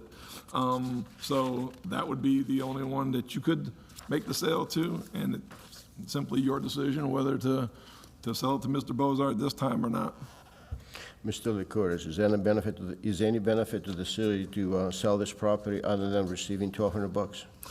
Well, again, you got a piece of property that's surrounded by an owner, and the owner is not the city. So it always creates a problem with a piece of land that's isolated on an island that the city have, surrounded by the property. So in my mind, that is one of the problems that we brought it forward to you for. Thank you. Commission comments? Vice Mayor Tappan. Thank you, Mayor. I first just want to apologize for when I was not here at the first meeting when this was heard. I was out of town on a family vacation, so I'm sorry that I wasn't able to be here at that meeting. I will say that, you know, whenever this board or a commissioner gets in a point where you have two people or a group of people on one side of an equation, and, you know, in some cases it's people that you grew up with, in other cases it's people that you just have been family friends with, it's never an easy decision for us to sit here and make. So I first and foremost want to start off by saying that. For me, I think the title of this agenda item, which is the sale of a piece of surplus property, speaks somewhat to a degree for itself. Years ago, when I was on the Budget Advisory Committee, we adopted an ordinance that said that we encourage the sale of surplus property for reasons such as it gets back on the tax rolls, if it's a piece of property that the city has no use for, we reduce our liability. There's a plethora of arguments that can be made for why it's a positive thing to do. In this particular case, it's a piece of surplus property that's literally surrounded by one property owner. So in this case, there's only one person that we could even sell this piece of surplus property to. And like I said, there's benefits in doing such. We actually have an applicant who's ready, willing, and able to buy the property. I think it's a little bit of a coincidence that a few months ago we adopted an ordinance that says if it's a piece of right-of-way and we want to vacate the right-of-way, then we don't even charge for the property. We would just give the applicant the property. And if you go back and you look at some of this backup, it's clearly stated that this was a piece of public right-of-way at one time that was vacated throughout the course of history. So it's a little bit of a catch-22 in the sense that if it was still right-of-way and Mr. Bozarth was the applicant, then we would just give it to him because he is the only person that could even accept it. So that's not the case. We own it. It's not right-of-way anymore. He's willing to buy it. And I think we should sell it to him for a number of reasons. And I don't see that there should be any issue with that. Commissioner Sieber? Yes. You know, we did meet on this, and there were several things that I requested for the applicant to come back with. I'm still not happy with, we have no site plans or don't know what plans are, and we have a lot of neighbors that are concerned about that. And as far as access to the easements, I know there was a public right-of-way, it was vacated, and there's still a question of whether another resident has access to that right-of-way or was given access to that right-of-way. So I still have some questions that I don't feel comfortable approving this. Commissioner Carr? I don't have any comments. Donovan? Yeah, thank you, Mayor. Again, I just want to thank everybody for coming out tonight. I know a few of the neighbors on both ends of it have reached out to us, so we always appreciate that dialogue. And again, I'm eager to hear public comment on this one. Again, my thoughts on this have not changed. We're not voting on any of the future plans of the land. We're not voting on, the quality of neighbors or any feuds or anything like that. I think some of that may come at a later time. I mean, regardless of the plans of the land, we could see plans. Our code enforcement department can handle different things. But again, I want to stick just to the title of this, which is strictly the sale of the property, which, according to our legal advice and our backup, is pretty straightforward. So again, tonight I would be in favor of selling this property to Mr. Bozarth. Thank you. We are now going to the public comments. Hello, Jesse Bozarth at 308 High Street. I'm the one that's trying to buy this land. I put some notes together, so I apologize. I'm a little nervous, and you guys said quite a few things that I had in my notes, but I'm here because I'd like to buy this piece of land. I've satisfied everything that the city's asked for me with the original request, when you put in the request, which includes the request to purchase and the appraisal. I've also satisfied the council's request for a proof of ownership and a survey, which cost me money. I mean, it's fine. I understand. I've done these things, and when we really look at this piece of land and what it means to the city, I understand it's a piece of your land, and I'm willing to pay 100% of the value that it was appraised at. This is a non-conforming piece of land. It has no access. It is on your tax roll. You guys are you have to approve a lot of money, so this is another thing that you'd be able to get off of your taxes, and it'd go on to me, and I'd pay the taxes on it. You guys are unable to maintain it or repair it if it's ever needed to maintain or repair. Now, as a citizen, as a Tarponite, I think it is, what this piece of land means to me as it sits is it keeps my property from being contiguous. I have a big hole in my property, an H-O-L-E. I have a hole in my property that it's not contiguous. It doesn't allow me to use my land for what it was intended for. I can't do stuff back there. I cannot repair or improve my land without worrying about putting something on city property, and it also has the potential of devaluing my land. Today, this council has the opportunity to make a wrong right. The reason I say a wrong is because based on today's standards, the 1957 land purchase or gift, whatever was done, it would have never taken place in today's standards. The vacated portion of Lake Boulevard that Tarpon owns does not conform to today's road standards. Also, the city does not have,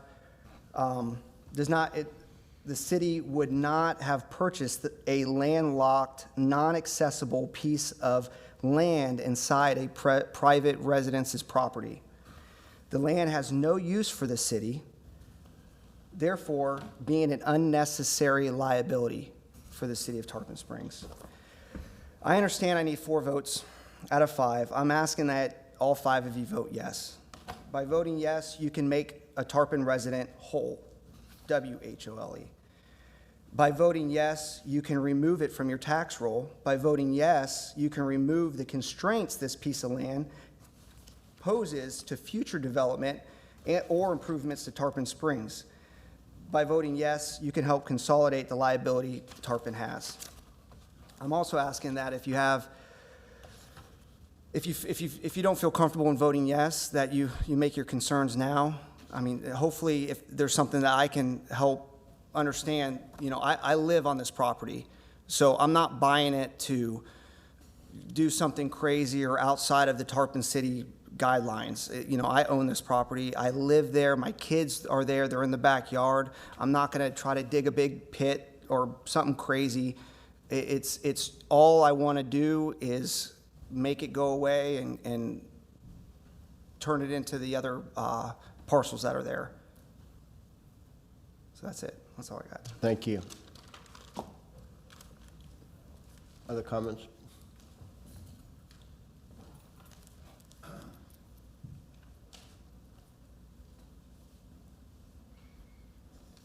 Hello, my name is Joyce Pappas. I live at 220 High Street in Tarpon Springs. I'm here to talk about the development that Mr. Bogart is doing on High Street. First of all, I don't understand that he's trying to buy the easement in front of Lot 34, and you say there's no other owner back there, but the other easement on Lot 33 is adjacent to the Georgiadis property. So shouldn't they have a say in it? And also, Mr. Bogart has now the uses of the road, which is not a road, it's a driveway. And he has already deposited 30 truckloads of sand, fill. He plans to deposit another 40 truckloads of fill. He's deposited 4 truckloads of roof debris and another 4 truckloads moving it out. And then he deposited another 4 truckloads of mulch. Now, the question is, who is going to pay for the damage to the driveway? Which the 82 truckloads has affected the stability of this driveway. Now, the Georgiadises and the Gauses have just recently paid $10,000 to have it repaved. Are they going to be responsible for the damage that all these truckloads have made? And also, y'all know about the drainage problem back there, okay? All this is not conducive to our area. In fact, every time y'all approve a permit, I become the reservoir of High Street, okay? It floods my backyard, and then others. And it's well known that Mr. Bozard has a pending sale of 3 lots back there that for a 3,000 square foot home. Okay, and also he plans, which he told us, he plans to rent boat slips back there. Well, if he uses a driveway, that means more traffic back there that will further destabilize the driveway. And if the city decides to widen the driveway, make it into a road, they will take land from our property and prevent us of developing our property, because it will move the boundaries of our property and set the setbacks, which will prevent us from developing our own property. And we've been there since I've been there since 1966. Mr. Goss has been there since Tarpon Springs was incorporated. Okay? Now, the last concern we have is, with all due respect to the Terrapini family that I have worked with through the years, I don't think it's ethical, and it's a conflict of interest that Mr. Terrapini have a vote in this issue, because he was the real estate agent of the sale of the property and then further sale of the new property. And I would hope that our council will take us in consideration, since we are lifelong residents of Tarpon Springs, and will preserve the integrity of our neighborhood. Thank you. Thank you.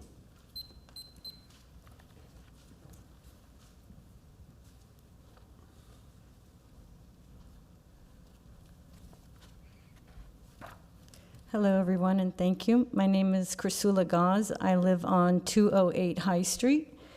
Yes, my question is what's going on with the site plans? What's the future use for the properties? The scary thing is that we're told one thing here, and then we had a meeting at the house, and we were told something else, and then now today we're told something else again. So how do we believe someone that is always flip-flopping on us?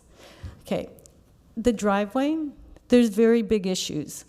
When the driveway was built, it was, remember the little water pipes? So Underwood actually took that water pipe and added a bigger one because my husband built the house right beside it. The problem is, it was never to be, to have a lot of weight on it. So what's gonna happen then when these trucks go on and off? Who's gonna pay for that? Who's gonna pay for that right now, that the damage that we have on that driveway? I mean, why do we not matter? We've been here longer, you know, and it doesn't matter, whatever we say, whatever we do. I don't find this correct.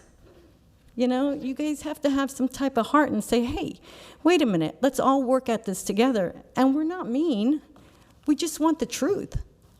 Don't lie to us. Don't give us stories. Tell us, hey, this is what's happening. But let me tell you something, that driveway, which is a driveway, guess what's gonna happen? A few more of those trucks go on there, we're gonna have a big problem with the water issue because it's not that deep. It was done with Underwood. He did it. We have the driveway. Thank you. Thank you.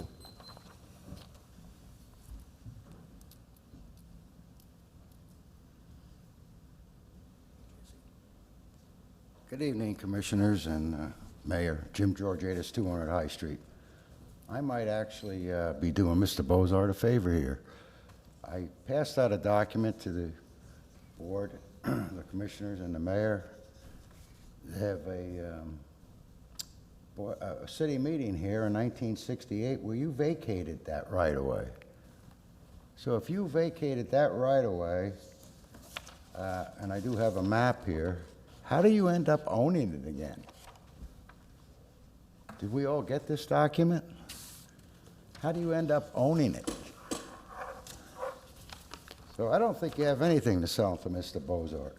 Second of all, I also passed out another document that says I have the right over the easement of Lot 34. That's the said easement you're trying to sell. What I didn't give you, it says Schedule A, and you may look at this now, but I do need it back because I did not have a copy. This is a general warranty deed of his property that references that Schedule A. So my question to you is, number one, do you really own it? And does Mr. Borzath have to pay you $1,200? And do I have an easement over it?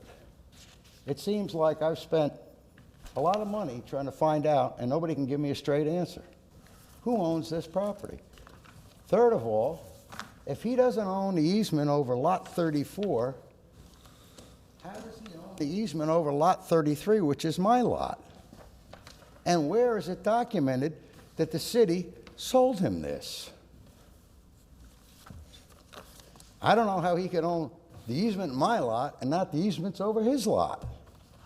So something is array here, beyond my belief.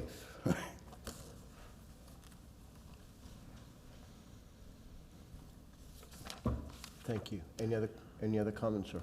No, I just need to know how this all happens. How can you sell something I have an easement over?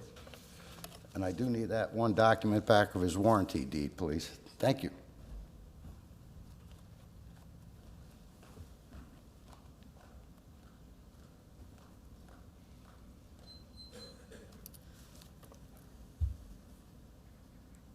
My name is Mike Houlis. I'm a resident of the city of Tarpon Springs. I also happen to be an attorney, but sometimes I wonder. In any event, this Mr. Bozart here, Mr. Jesse here, I met him, but I don't remember him. But he was talking to me. And by the way, I lived over in that neighborhood too. I used to run around with a little girl called Sally Fernal. She lived in that house. This is way before any of y'all. She's about 74 years old now, too. This last gentleman brought up a good point. This easement was vacated. Easement roadway was vacated back in '68 again, and it got vacated for not only through Mr. Bozart's property, but through the Stammis's property as it goes over to the other street. A quiet title action would clear the matter, but why go through that?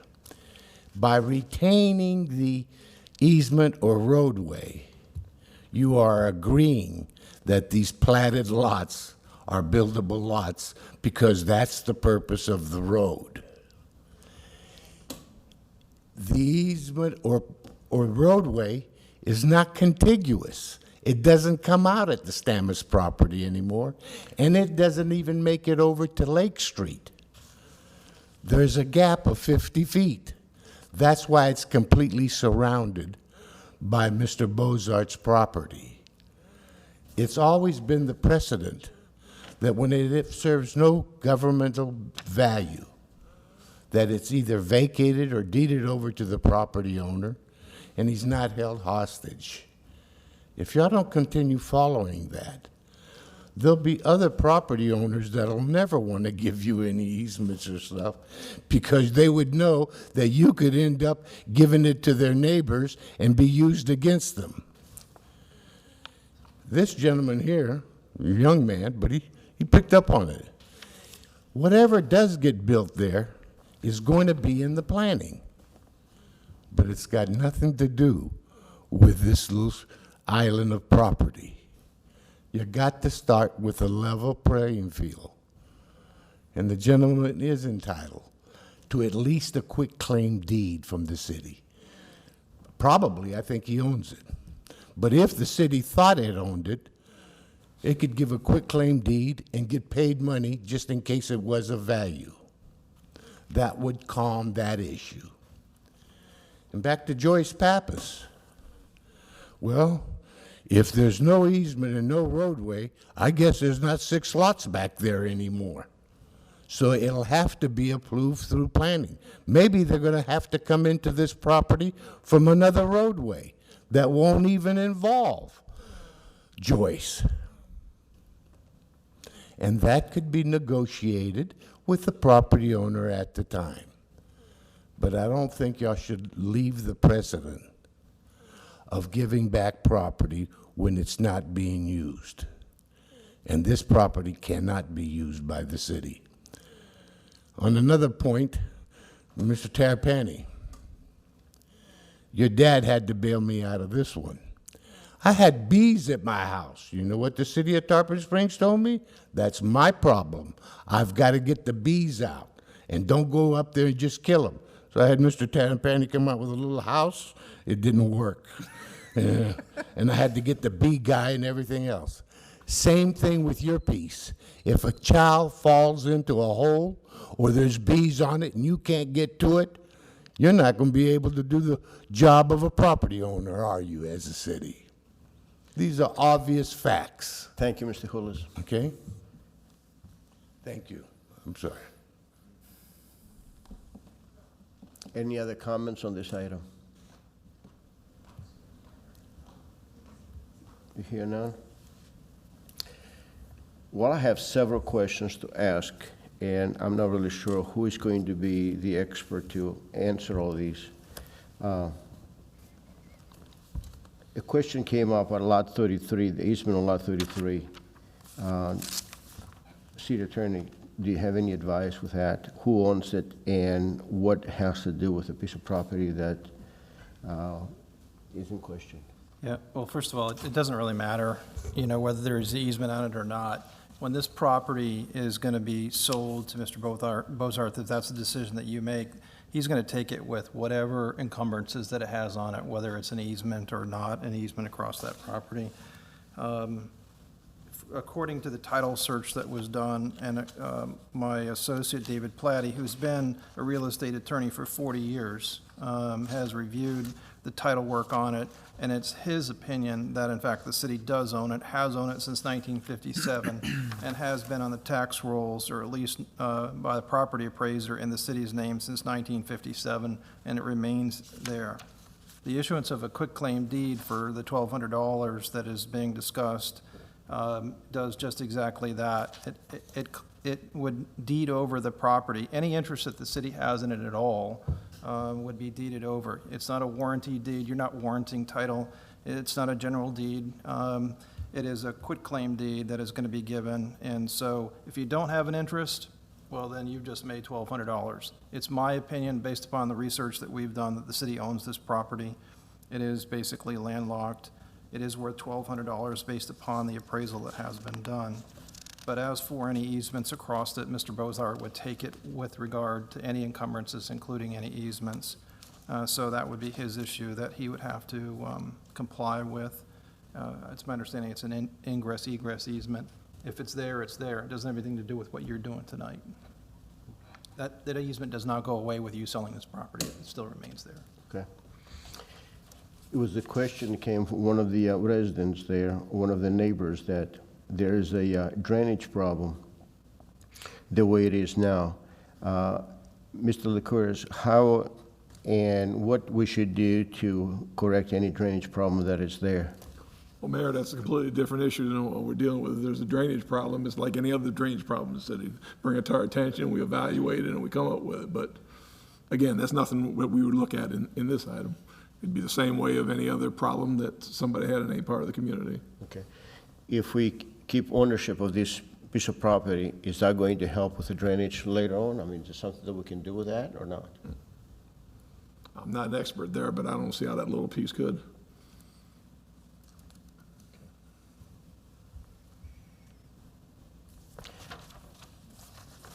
Mr. Bozart, oh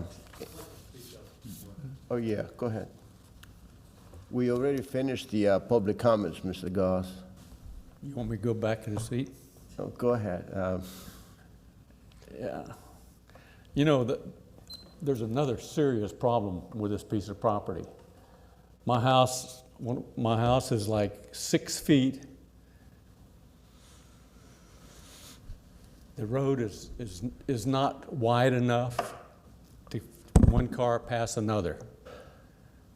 What are you going to do about that? He don't want to build a road over his property. We got no place to put the cars, you know? So this doesn't make any sense. What are you going to do with my property? You can only drive one car at a time down the property. It's just not wide enough. It's been that way since it was bought. My great-grandfather bought it. So what are you going to do about that? We got a problem after that? Doesn't make any sense.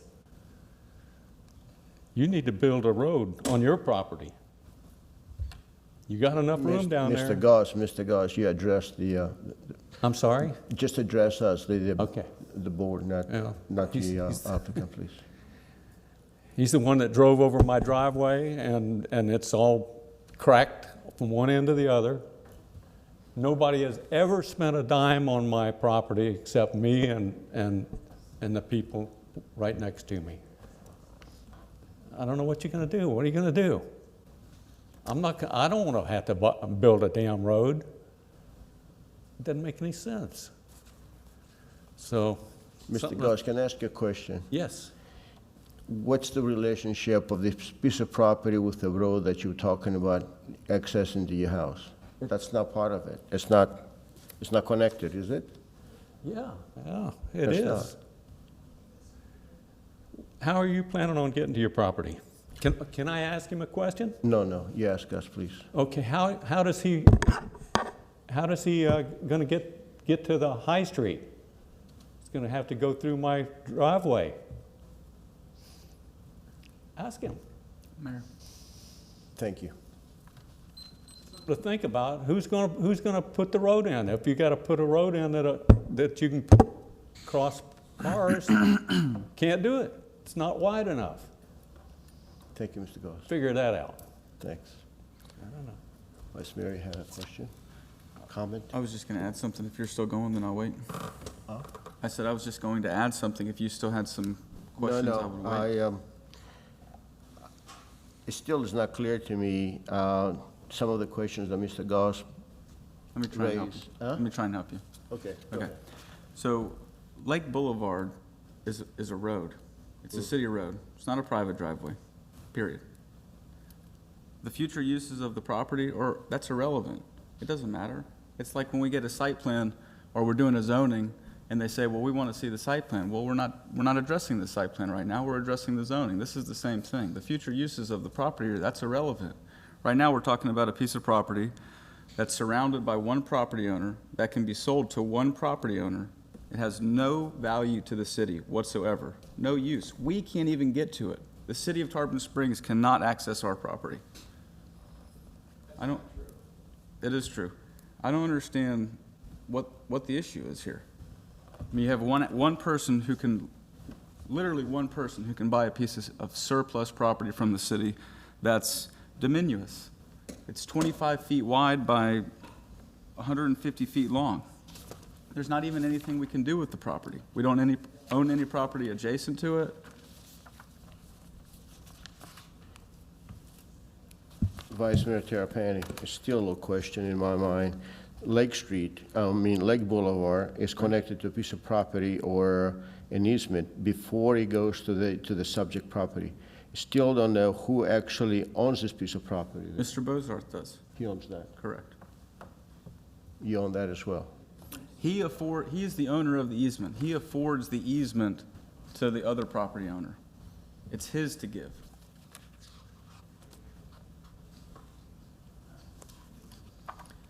Mayor, I've got a question to the city manager, if it's all right. Yes, Commissioner Carr. Thank you. City manager, since this is a city road, would the city would be responsible for making repairs to the city road, correct? Correct. So it would go on the list of complaints, and then it would be evaluated based on other roads across the city, if improvements need to be done, et cetera, right? Yes. At the city dollar? Yes. Okay. That should be worth something. In addition to that, it's not as if we're going to say, okay, Mr. Bozarth, we're going to give you that property, and in the future, you may or may not do something with it. So now the city is going to widen Lake Boulevard. We can't do that, and that's part of their concerns.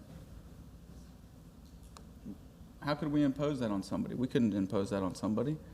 Moving forward, if a road was to be created, then you would have to adhere to those standards, in which case it would be the same, 25-foot drive aisles and 50-foot right-of-way reservations. But as it exists today, Lake Boulevard, there won't be any widening of Lake Boulevard. It says here it's 25. That's what the property appraiser says. Thank you. Thank you for the clarification. Any other comments?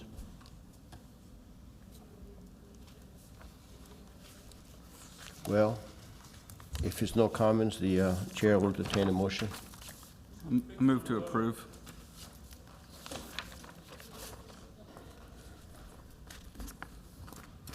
You have a motion. Mr. Hollis? No. We have To approve. Second. roll call, please. Commissioner Donovan? Yes. Commissioner Carr? Yes. Commissioner Sieber, No. Vice Mayor Terapany? Yes. Mayor Alahouzes? I I will say no because still is not clear in my mind on that, so I'm not going to jump on something that I really don't have a clarity. It's no. Mayor, can I ask a clarification? Yes. The city attorney read that this required 4 votes of positive yeses. So obviously this one failed, but then if there's a majority of the commission, it could go to referendum. Did I understand that correctly? That's correct. So I don't know if the rest of the board feels that, there's 2 options I think that there's available. One would be to ask for I forget what it's called. It happened a few months back, though. It's a rehearing of this.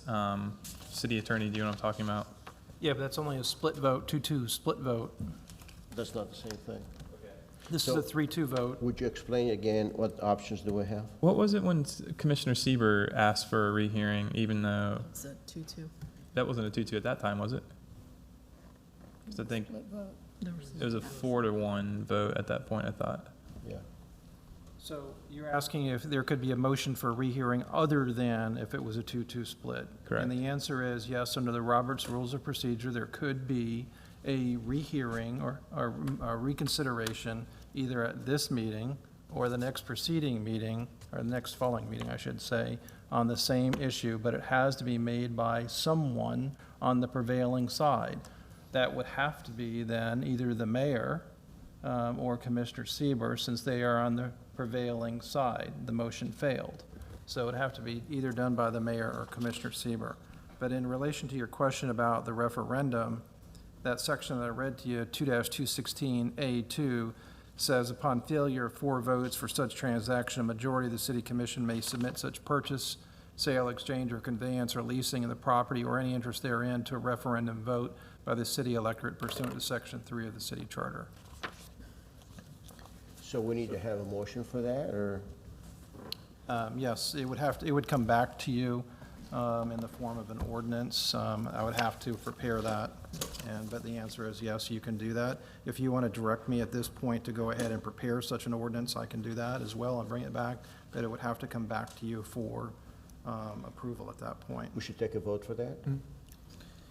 I think that you should give me direction as to what you'd like me to do. And So- then, So yes, a motion would be appropriate if that's what you But want. I think that'd be a whole other discussion, to put an item such as this on a referendum. It's a little ridiculous. I think it's ridiculous. But at the same But that's time, just if me. it's the only option that's available, and we can't gain consensus on a $1,200 lot, I mean, on a piece of surplus property, All the voters in this town voting on that issue. I think it's a little ridiculous. And plus, you're not gonna you're not gonna be able to go to this upcoming election. Why? The deadline's passed. For language? so all the language has been submitted for the charter committee then? You're voting on that in December. Yeah. The first meeting in December. So we could, in theory, vote on language in the first meeting in December for this? For a referendum? Is that right, Mr. Attorney? I'm not sure how the timing would be. If it's going to make the first meeting in December, I don't think that we can do that, because you're going to need an ordinance, and then you're going to need the ballot language, which is in a resolution form. By early December? Yes, by the first meeting in December, so you have to have 2 public hearings. And so you're only going to have 1 public hearing, and that would be at, you said December 6th is the next meeting? Yeah. For December. Yeah, and we have back-to-back meetings in December also, the first and second week, so maybe we just need clarification from the, I forget the office, but whoever's in charge of the election. You're talking about the supervisor elections? Yeah. Irene can get you that information, or, I didn't realize this was gonna go this way, so I don't have the election calendar in front of me. So, we can get it to you tomorrow. I guess, and City Attorney, if I could ask one out, so we've got one option was reconsideration, second option would be to referendum. Can the applicant come back and apply again for this sale of surplus property? Yeah, it's really not an application, it's really just a purchase agreement. So yes, he could bring it back in the future, whether it's a year or 2 years down the road. Yes, it can always come back.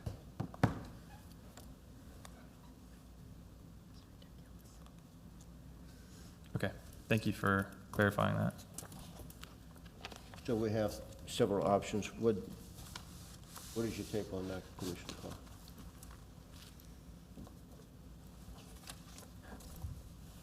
To me, I think it should be sold to the applicant. We already voted for that. I understand that. So my understanding, I'm assuming during reconsideration, Mayor, it sounds like that you still have some questions that need to be answered. Commissioner Carr, we already voted for that. Okay, so reconsideration isn't an option, it sounds like then. So the 2 options would be move to general election, which I would support in this case because that really seems to be the best opportunity for this applicant to acquire this property. Or the second would be to come back 6 months, a year, whatever it may be, and ask for it for a second time. And just let you know, staff did bring that consideration to Mr. Bozart, that because of the concerns there, maybe a little bit about the plans and some of the concerns, that was a recommendation to go, not to go tonight, and he did choose to go. So that was relayed to him of the option, obviously, maybe further along in this process of what he's going to do, so that some of those concerns are out to bring that back. So that was offered up by staff. I guess I actually have one more question. So, City Attorney Trask, if you could help me, if it goes to general election and it doesn't pass, can then the individual come and ask for the sale of the property then at that point? Back to the commission? So the answer is yes. If it fails the referendum, you could still consider it again 6 months or a year down the road. And if you get 4 votes, then you could sell it at that point. Okay. I would support to put on referendum. I mean, we've got enough going on there already this coming election in March. If we can make it to March, let's go ahead and try it then. See, if the cutoff is December 6th, we wouldn't be able to do it. But we don't know what the cutoff is, though. That's the problem, right? Okay, the ordinance required 2 readings, okay? The ballot language is voted on by resolution. That's only 1 reading. You could do a first reading on the 3rd, a second reading on the 10th with a resolution adopting the ballot language on the 10th as well. But you said that the cutoff is, that your belief is the cutoff is the 6th. We would meet the cutoff because we're also voting for the charter ballot language. Right. So, I'm good with going to referendum. I mean, I think it's a little silly, but if nobody's willing to reconsider.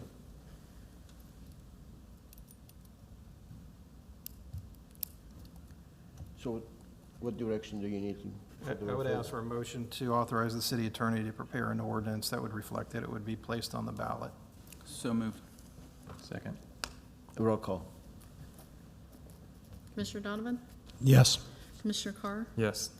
Commissioner Sieber, No. Vice Mayor Terapany? Yes. Mayor LaHousas? Yes. Okay. So I'll prepare that ordinance, and I'll prepare the resolution, and we'll get it scheduled. Okay. Thank you.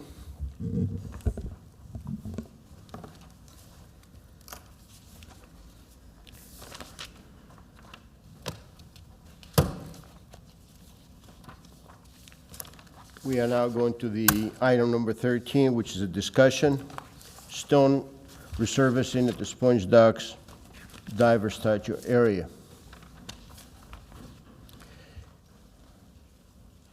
Commissioner Sieber requested to place that on the agenda.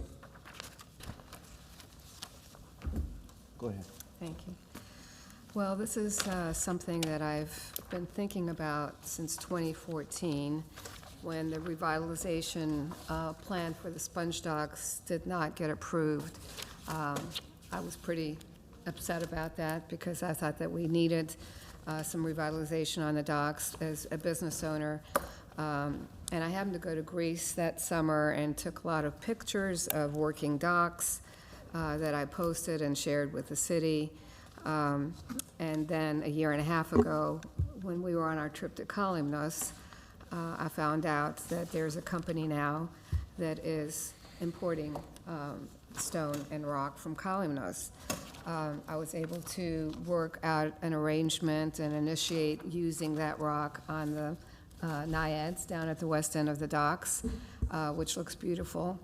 And I think it would be beautiful to add more of that stone on the docks. And my proposal is to start with the center part of the Sponge Docks. You have that in your backup, where the statue is.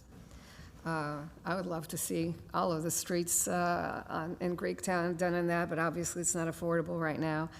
Even the landing where we have Epiphany and the walkway around the bayou in stone would be beautiful. We have so much cement. The stone is something that can last forever. Obviously in Europe, stone is used everywhere, and in Greece, you know, these places are thousands of years old, and the stone is still beautiful as opposed to concrete. So I would like to see if you guys would be interested in doing this and moving forward. I really would like to move forward. There are several projects I want to finish before I'm termed out, and this is one of them. I have invited Irene Karavokiros to come here to represent the company. George is the owner, and that's her son, and he's in Columnist right now. We've been having a lot of conversations back and forth on what the cost would be and the measurements, and this would be single source as far as importing the stone, and then we would be bidding on having it installed. And also, the price that they're giving us will include texturing the stone so it's slip resistant, and there's a process that they go through for that. So I'll let Irene speak. No. We not time for the public comments yet. She's speaking here on behalf of the company. No. Oh, okay. I will. Thank you.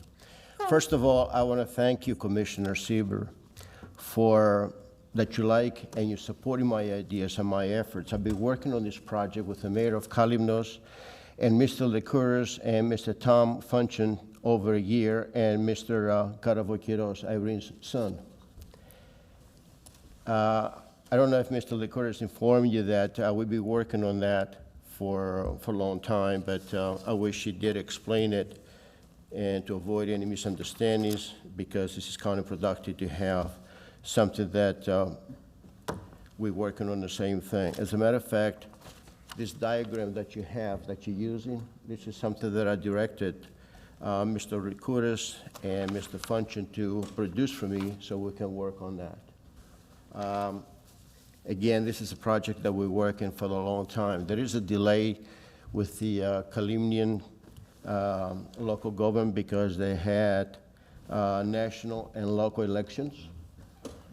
And I spoke to, since then I talked to Mr. Galozi, the person who actually lost the election, and Dimitris Diakomihalis is the new mayor now. And I was advised that they're going to bring it up to the commission to discuss it on their next commission meeting. So I like to see this item to be tabled till we get more information from the mayor of Kalymnos, because they willing, what they want to do is actually to donate all those pavers to us. This is what they offered to us quite a while ago. Mr. Licouris can actually explain in detail things that we've been working with that. And again, this diagram, this is what I had them do, so we can work on that, but you have it attached into the backup. Excuse me, Mayor, obviously, we can't talk about things that we're going to bring up here, and so we have not talked about this, but this is something I've been working on since 2014. And obviously, we brought the stone here for the Naiads, and this is something that's already in the process. It just needs to be approved. So there's not a need to talk to the mayor of Kalymnos or to get approval from the mayor of Kalymnos. These diagrams I've got from Tom Function, and I know that they were done some time ago. That's right. I instructed him to do this for me, so we can work on that. To me, I feel like we need to move forward and make a decision. Talking about it for another year and a half or 5 years is not going to get it done. So I would like the consensus from the board whether to move forward with this or not. We have the estimates. We know what it's going to take. We've used the stone, and I would like to just get it started, sooner than another year or two. Mr. Licouris, did you share with with Commissioner Sieber that we'll be working on that over a year on this project? Well, both of you have been speaking to me on this project. I want you all to remember, though, you don't have this budgeted, so it's not in the budget. There are also some steps we have to go through. First of all, assuring that this is a single source purchase. The installation and stuff, from what I've been looking at preliminarily, will probably have to be bid, so that's a bid process.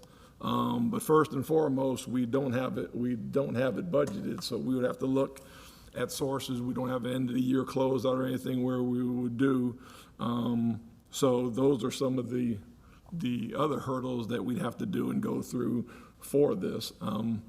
So while we're talking, this is just a discussion item, so as we're talking, we've got all those different hoops to go through first for this. This is why I wanted to bring it up, because as a discussion item, we have to start somewhere. And I know that we don't have it budgeted yet, but, you know, we talked about that.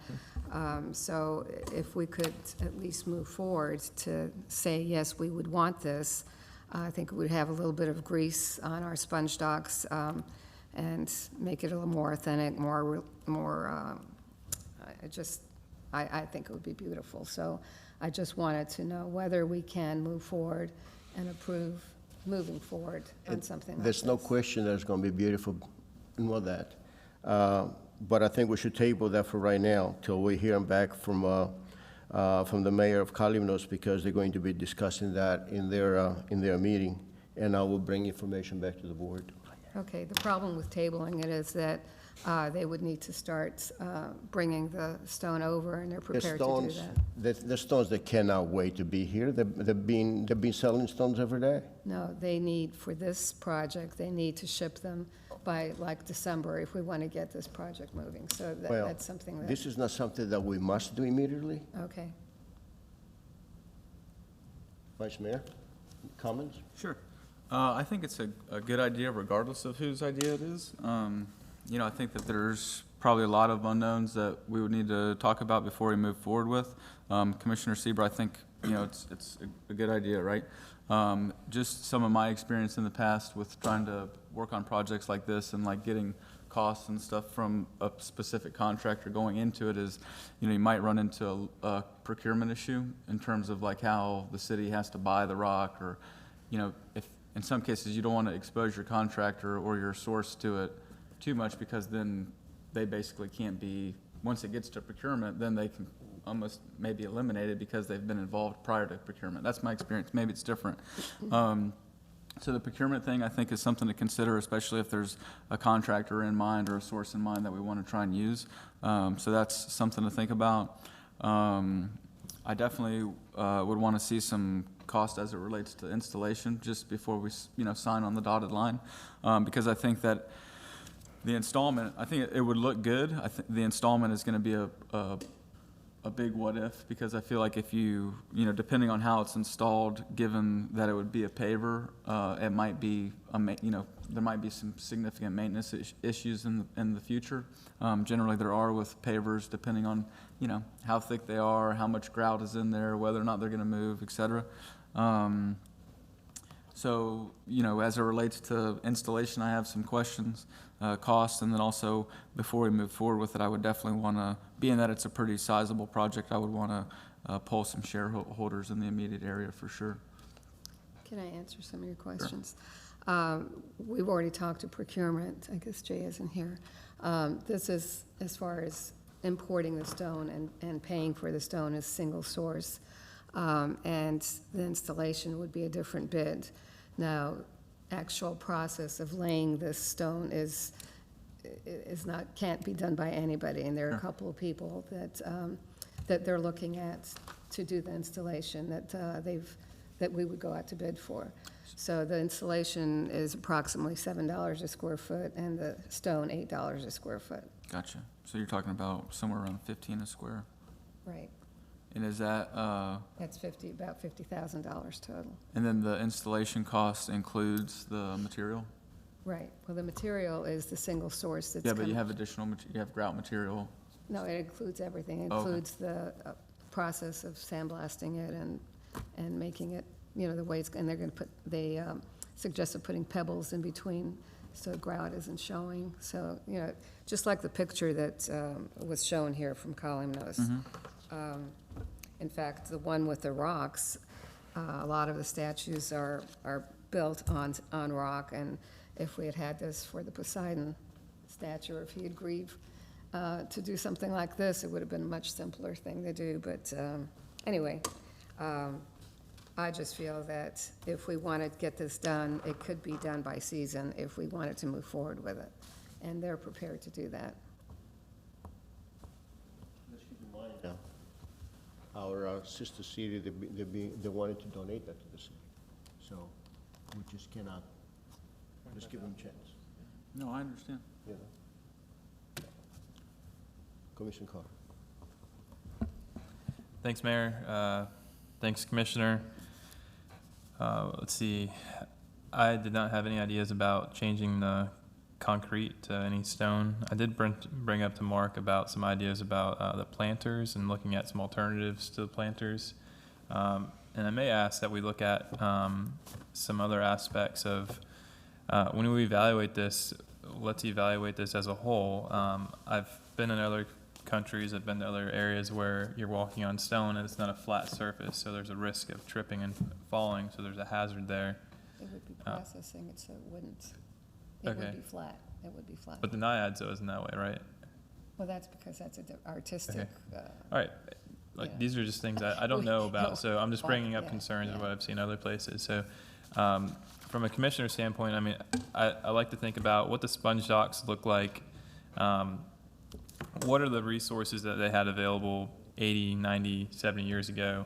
What would that look like? You had limestone here in Florida that you would be readily use, that you'd use, and then you had brick, a clay brick that you'd use. That's something you see the buildings are built out of brick and some other aspects, right?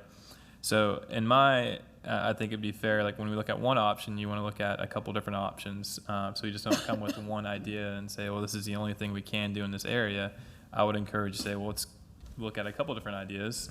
Maybe this is the best idea. I don't know. But we won't know unless we look at a couple different ideas to say what's kind of bounce things off each other. So there is other technologies available that you could stamp concrete where it's water resistant, it's smooth, it's flat, but it still has some characteristics to it. It doesn't look cheap, so maybe that's another alternative, I don't know. But at some point I would like to support, I definitely love the idea of doing something around where the sponger is, where the planters are, something more that's not just like the concrete block that's there. There's an opportunity to enhance the beautification of the area for sure. But there's just, I think, too many things to jump through, and I don't think just to push it through right now to get it done by season. This is something that would be done and placed there and probably be there for hundreds of years, right? So to push it through another couple months, I think it's something to vet it out. If there's an opportunity to get the rock at no cost donated by the city of Calamos, it sounds like a great opportunity. To vet that aspect first before we just run forward with getting this. Can you help me understand sole source? So is it the only single source, that there's only one vendor that's able to buy this rock? well, the owner of this company has a quarry where the rock comes from, and, you know, you probably could source it from other islands or other places, but because they sent me pictures of what it would look like, and I've been working with George for the last year and a half, from the Naiads to this. I recommended this because it's authentic. It would be something Greek instead of, you know, our original docks were wood, and obviously we don't have the wood anymore, but, you know, brick would not be so much of a Greek look. But, you know, I eventually like to ask Irene to speak because she's, you know, she's the one that's would be sourcing it. Thank you, Mayor. Yeah, thank you, Ray, for putting this on the agenda. Both you and the mayor's work on this. Right now, we got a lot of pictures. I have a lot of visuals of what this may or may not end up looking like. We have a rough quoted price just for that middle portion. I just need more information, really, to comment on this because we don't have any concrete quotes or concrete design or anything like that. We just have some hypotheticals. You know, I would definitely like to talk to more of the stakeholders in the sponge docks, notably, you know, the boat owners that are lining their boats up against this, and some other businesses in the area and get their input. And also, as far as the Calamos thing, I think that would be very, very good for the community. But at the same time, you know, not everybody on the sponge docks originates from Calamos. So I think you do have some flexibility there of whatever you would want to do. And I understand that they're our sister city and we're working with them on this. But again, until I get more details and I have a chance to talk to the stakeholders in the sponge docks, I don't want to make a move. Well, again, this was just for discussion and to see whether we want to move forward. Some of the pictures I have here are from other islands, from Naxos and Paros, who also, and my idea, you know, 5.5 years ago was look at what working docks look like in you know, in Greece, for example. They're not just concrete, they're beautiful. They've got, you know, they've got the rock from the islands. So these other pictures that were put on the dais are from other islands. The one that I have here is from the company from Kalymnos that's in your book. Commissioner Donovan, there's no question that it's going to look nice. They're using this type of rock everywhere in Kalymnos and other islands as well. Again, this is something that, as I said earlier, we'll be discussing that with the mayor because they offered to donate that rock to us. And because the delays they had due to the election, you know, they had national elections and local elections, so they've been delayed on that. I don't see a problem to wait and see what answers we're going to get. I think it's going to be, it makes no difference if the rock is actually from Kalymnos or it's from Halkiosini. It just so happens that the people that are actually producing the rock, they're from Kalymnos, but it can be from any other, the city. The situation that we have is the mayor had offered to provide us with the stone pavers from Kalymnos. So I think we give them the opportunity to see if they're going to come through with that or not. Mayor, I would like to wait on this as well. Again, we don't have any indication of price here, how much the total project would cost. And again, I would like to see a final design and an area before I made a move on anything like this. Yeah. But I'm also eager to engage some of the stakeholders down in the sponge docks Yeah. and see some more public comment tonight. Yeah, this is not really a crisis that it has to be done right now. All these years, it was without the rock. Now, it's not something that we have to do the next 2-3 months, to complete it. Let's keep in mind that we have a season that is coming up, but I don't think we should rush on that right away. Ms. Kavokiros, you have a comment to make. I just wanted. Please state your name and your address for the record. Hi. My name is Irene Garavokiros, 523 Wayfarer Drive in Tarpon. I'm here representing the Rock GMK LLC, which is the company that my son established right before he graduated from Tarpon High and wanted to import his family's stone from Kalymnos, where he was born. I'm just here to say a few words about the company and the products that we have. Like I said, we started importing this for the very first time in the U.S., so there's no other stone of this type imported in the U.S.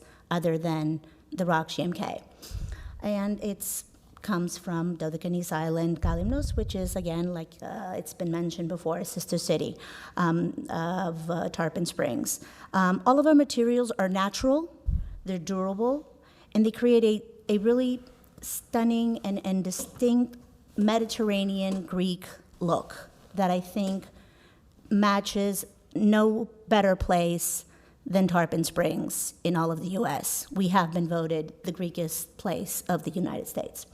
So our products include high-quality natural stone pavers for floors and decorative wall stone, which are all either natural or smooth or lightly textured or even chiseled finishing. We also provide ready-built landscaping products and materials such as mounted faucets and boulders and materials for stone grills and mailboxes and fountains like the one that is already down at the end of the sponge docks where the naiads are. For more information and for pictures of projects that have been completed, either here in the United States or in Greece, you can visit our website. It's www.therockgmkllc.com. We also have a Facebook page you may want to like.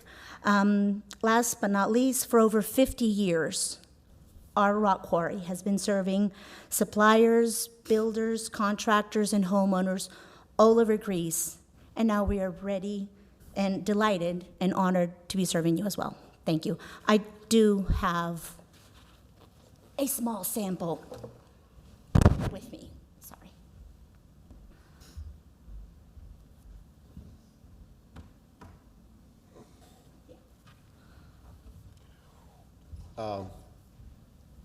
Ms. Karavokiros, just want to thank you for presenting the product to us here. But I know that very well because when your son George created the business, the company here, I was working with him to do that. to make sure that was established. So I'm very well aware about the product that you have. And I like to say that this is something that they use everywhere, just about every street right now. They're trying to use that because it lasts forever. It's really heavy. Of course, we have to keep in mind that the surface is going to have to build up. What is that, couple inches or 2.5? Couple inches. Couple inches, so you're going to have some mud to go beneath that. So probably about 3 inches higher than what it is now. Granite? It's limestone. Limestone? Yeah. But our stone has been designated as unique in all of Greece. It can only be found, that same stone with those kind of colorings in it and the sparkles, is imported from Greece at a cheaper price from Syria. So that Kalymnos and our rock quarry has that, is the only one that has that kind of stone. I'm sure you already know that what the mayor shared with me is that they're getting ready to do a big project in Kalymnos to use that in a lot of Right, streets. it's been approved and they've already started. And your it. husband is Mhm. going to provide the pavers. So what they were talking about is to include the pavers that they want to donate to us into the project that they're going to have. And I don't know if it's okay for me to talk about that, but, So that's what they were telling me about. right. Just for those who weren't at the city, Sister City meeting, General Assembly meeting that year, it was a couple years ago, actually, when the mayor of Kalymnos, when we presented our new company, and the mayor of Kalymnos wanted to gift Tarpon Springs with an area. He didn't say how small or how big, he just wanted some area that he would donate the stone for the city of Tarpon Springs so that people can walk on and feel like they are actually in Greece. It was very emotional. I must say that I've been approached by several people saying, well, what's going on with this? Well, what's going on with this? Well, I don't know, because it's a little difficult for the city of, the municipality of Kalymnos to approve of a gift out of the country. So that's where the technicalities are. I don't know what's being worked on. I'm not informed. If you know something more than I do, that's great, but it's been over 2.5 years or so. So I think that's where I think Ms. Sieber. I know you're anxious to make a sale, and we're going to use your rocks anyway. Thank you. Thank you.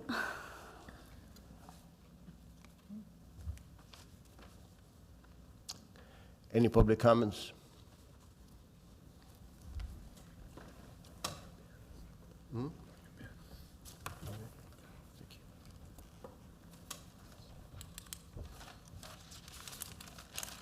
Anita Protis, 901 Bay Shore Drive.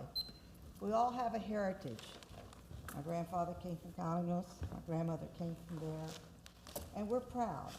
But it took 2 years on the Sister City program to get all of the 12 Dodecades Islands and the mainland. Dr. Monahan, and I told you this, Mayor, and I and the board, city manager at that time, we worked very hard because the Sister City program would only allow you to have one area. And we proved to them that we were the melting pot of Greece here in Tarpon.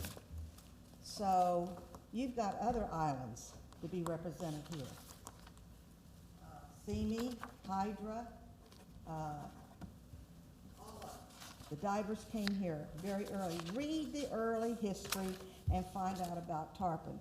When they did the sponge docks, they worked very hard. Again, we're chipping away at the history of Tarpon Springs to change the sponge docks and put this stone in it.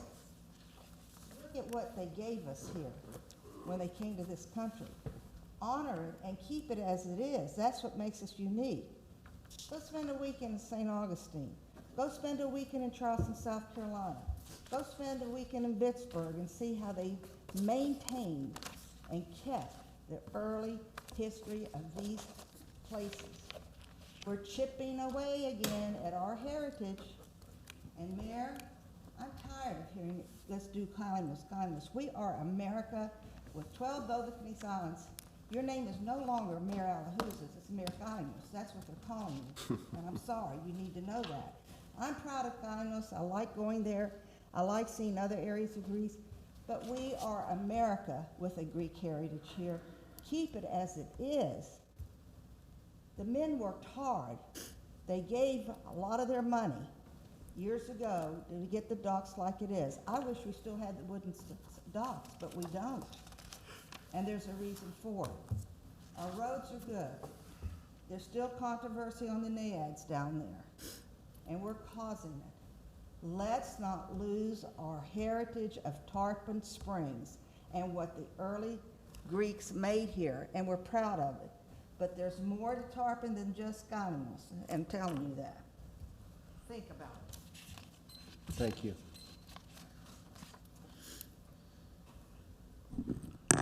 My name is Andres Olivares, 495 Riverside Drive. I want to say 2 words. Every time we're talking about the Spandax, everything went delayed. Before I heard you want to spend $76,000 for the desk, and you worry about to spend money to beautify the Spandax, the place where the city make the money. Now I think, are you kidding me? Questions how much they cost. The stones, not making difference where they come, the stones. If they come from the Simeon, the Rhodos, or the Kansas, whatever it is. The only thing we have to beautify is Spandax. We have to bring him back the Spandax the way it is before. I say many times, and I'm going to repeat again, we ignore the Spandax. And I'm going to say again tonight, thank you, Mr. City Manager, because you tried to do something better. Commissioners, you have to wake up and do better for the Spandax. Don't ignore the Spandax. Thank you. Thank you. My name is Annie Somarcos, 32 West Tarpon Avenue. There is a term known as sustainable tourism. There are important strategies in order to sustain tourism in unique and historic areas. The sponge docks are unique and historic and worth sustaining. A plan of sustainable tourism strengthens local authenticity. A dock walkway created with Calemnian stones and refinished into a smooth look of cobblestone is not authentic to our sponge docks. We need to beware of destroying our local charm. Such destruction can have a negative impact on local citizens, our visitors, and the tourism industry of our community. A goal of a historic area should be to preserve and protect what is special about it. A plan of sustainable tourism promotes uniqueness and homegrown elements. A look of cobblestone and the use of imported rocks are not homegrown elements and deviate from the uniqueness of the original sponge docks. Refinished smooth cobblestones are not historically accurate. If the concrete has been a proven problem, there are more historically accurate elements to use in place of concrete and definitely instead of using smooth cobblestones. A plan of sustainable tourism should include involvement from the local population and the whole community, and it should include their approval. The best approach toward a project is low impact, small in scale, and careful in progress. Rushed deadlines, large expenditures of money, and little community involvement will likely prove to be a mistake for our historic sponge docks. Thank you for listening. I'm not a public speaker. I shake getting up here to do this. I don't like having to do this. I love this town. A lot of us do. But I'm always going to fight for what's historically accurate. Thank you. Thank you. Thank you. Good evening. Athena Sardulias, 634 East Orange, and I'm also a co-owner of Tarpon Sponge Inc. on Dedecanes Boulevard, as you all know. I want to thank the mayor and Commissioner Sieber for their efforts, thinking about the sponge docks and us down there and wanting to improve the area. Having said that, I'm opposed to this. I feel it's an unnecessary expense that will not improve the condition or appearance of the docks. Unlike Mr. Salaveras, I believe in the last 5 years the city has done quite a bit to improve the sponge docks. A few examples: the increased lighting, the sidewalk extensions, the added landscape, and so forth. We do want to continue, of course. I have some suggestions. I mean, I look at this area every day. I feel we could do a better job of cleaning and maintaining the sidewalks. Another example are the bases of the large planters in front of the sponge exchange. They're in need of a good cleaning. The base of the bronze statue is so dirty, I can't make out the names of the men on the plaques. Also, I've noticed oftentimes the landscape plantings are dry, sparse, and unattractive. I suggest instead that this $27,000+ projected for the stone project would be better spent on increasing the frequency of cleaning crews for the sponge dock area. I mean, I know there are crews out there that are power washing, but I think it needs to be stepped up on a more regular schedule. A contract with a local nursery to rotate flowering plants seasonally to keep the landscaping fresh. Example, right now, we could use some beautiful poinsettias in those large palm tree planters in front of the sponge exchange. The sponge docks should always be sparkling and well-maintained. They are the jewel of the city and what brings all these tourists here. Since we're on this subject, I'm going to stray off of this just a little bit. These are observations that I've made about what we need to continue with. Not all the events that the Merchants Association does down at the sponge docks are great, but I noticed this last one was stellar. The Seafood Festival was fabulous for everyone. What brought to the fore again are our everyday needs. Public parking. There's a tremendous shortage of any kind of parking. I'm constantly getting complaints about the cost of paying for parking to come shopping. Public restrooms, again, still we have very few. I know that's very expensive and we're in a flood-prone area. I've done some little bit of reading on composting toilets for public areas. Again, that's not my area. Bob Robertson, Tom Funchen, Mr. LaCourse would know more about that sort of thing. Again, I've talked to this about several people.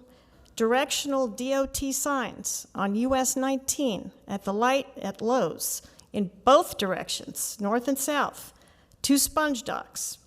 Also have road guiding signs along the pathway that curve to get people to Live Oak so they know how to get down to us. The other thing I've got to talk about is there's too many street closures of Tarpon Avenue. Lemon Street was beautified many years ago at great public expense. Why don't we have more of these festivals on Lemon Street and leave the main pathway into the city open so that the sponge dock merchants and the merchants in the North Pinellas corridor are not so adversely affected every single time Tarpon Avenue is closed in downtown. Another thing that comes to mind, not all of these festivals and so forth, I believe they're, sorry, Mr. Mayor, I can quit if you want me to. I just had a few more comments. Every time that groups, the Merchants Association and others, come forward and ask for street closures for various items, it's been the policy in my observation of the board to rubber stamp them and allow them access to city property. Well, why not ask some more questions? How effective are these? Is it really necessary to close the street for 2 or 3 days? That's all I'm asking. And the other question is, these organizations are using city property. Are they paying for the privilege, wear and tear? Thank you. Also, Mr. Angelo Mamisakis, I'm speaking for him as well on this last part. He had to leave, but he wanted me to mention that. Thanks for your indulgence.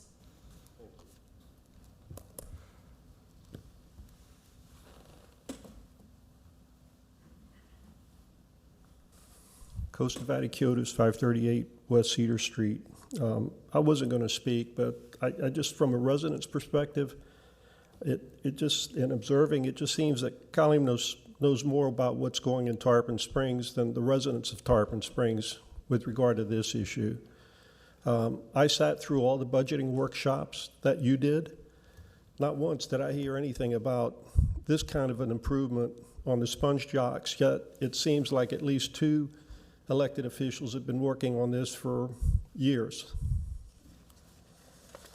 My comments are going to be brief, and I think they're not going to surprise some of you. We need a vision. I think this is what you're hearing from people, that there's a consensus among the residents and the business owners. We also need to do some planning on how this is going to be implemented. I think some of the vision I pick up on Commissioner Carr can't just be paving.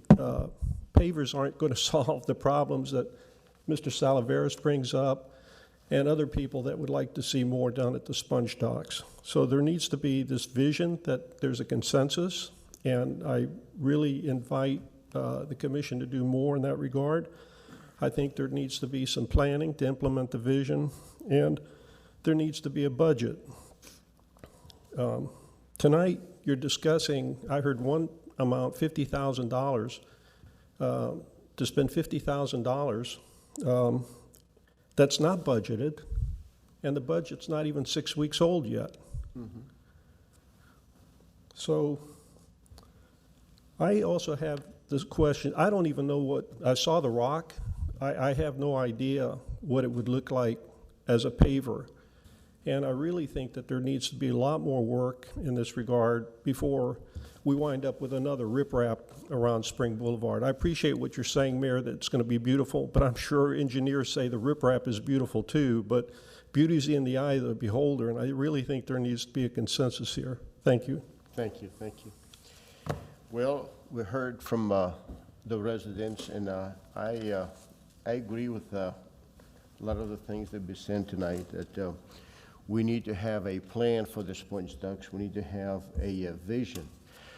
Sponge ducks is very, very important to us. Perhaps the donation that it was offered by the mayor of California, it was in a good spirit. It wasn't going to cost anything, and that's why you never saw it in a budget advisory committee. But yes, we should have a vision, and we should have a plan, and we need to have what I like to see is that we have a town hall meeting where we can get public input, and then we have a design, perhaps we can call this sponge ducks design, and then we have consensus here and more public hearings to decide what it should be the way to go for the future, because the sponge ducks is very, very important to us. I'd like to answer one question that Ms. Clemens had about signs. We're working on that, and you're absolutely correct. We had a workshop on that, and soon you're going to see the signs that will be direction signs on US 19, and also to direct traffic when they close in the Tarpon Avenue for the first Friday. So all those things, we're hoping that's going to be corrected soon. But I agree that we should have a plan for that. Vice Mayor, any comments? I don't have any further comments, Mayor. I mean, to me, I think it's a project worth looking into more, for sure. Okay. Commissioner Carr? I think I'll stop talking. You were not fast enough. I think you summed it up well, Mayor. Huh? I think you summed it up well based on discussions that you had with just now. So no further comments. So what do you think? We should have some kind of a town hall meeting and get the public input for what we should do for the sponge ducks, because, and I agree that just the pavers alone is not going to do it. We need many other things, many improvements to be done. Absolutely. So we have business owners that say we're not doing anything. Then we have business owners. We have too much. Then, yeah, we say we do too much. So I think it's fair to say that it would be great to have a town hall meeting, a workshop. Workshop can't work. So some type of town hall meeting to hear what the residents would like to see, what the business owners would like to see. and come up with a plan as the whole sponge docks instead of trying to piecemeal different projects and then they don't flow together at all. So that's really, I think, a great idea to do that. Thank you. Commissioner Sieber? Yeah, well, we had 3 years of meetings about the revitalization project that passed and then didn't pass. And, you know, this was a vision for me. I mean, this is a vision I brought forward to the board because I have been working on it for 5.5 years. And if you guys don't like it, that's fine, but the only place to get this stone is from Kalymnos. I mean, maybe we can get it from other islands, but the stone is being imported, and it's already been used here in Tarpon, and that's why I came up with the idea to use the same stone. As far as the historic sponge docks, they were wood. I don't know, do we want to go back to wood? If you want to be historic, then we should go back to wood. But the reason I brought this forward is because I just thought it would have an improvement on the docks. As a business owner down there, I have seen people lose business the last 4 years. Some people are down 20%, some 50%, and we need to make some changes on the docks because we are losing businesses. Maybe some people who own their buildings and are renting out space are doing okay, but those people who are renters and paying high amounts of rents, they don't see the business that they used to see down there. And I just don't want to keep talking about it for another 5 years. I actually want it to be done, or I plan for us to come up with and something be done. So those are, my concerns. I mean, if you look at TripAdvisor and what some of the comments are on TripAdvisor, and as a business owner down there, I do pay attention to those. Some of them are not very nice as far as the cleanliness and it's old looking and, it's just a tourist trap. And, I don't like seeing those kinds of comments. So I'm looking for a way to make some improvements down there. And you're right, Athena, there needs to be a lot of improvements.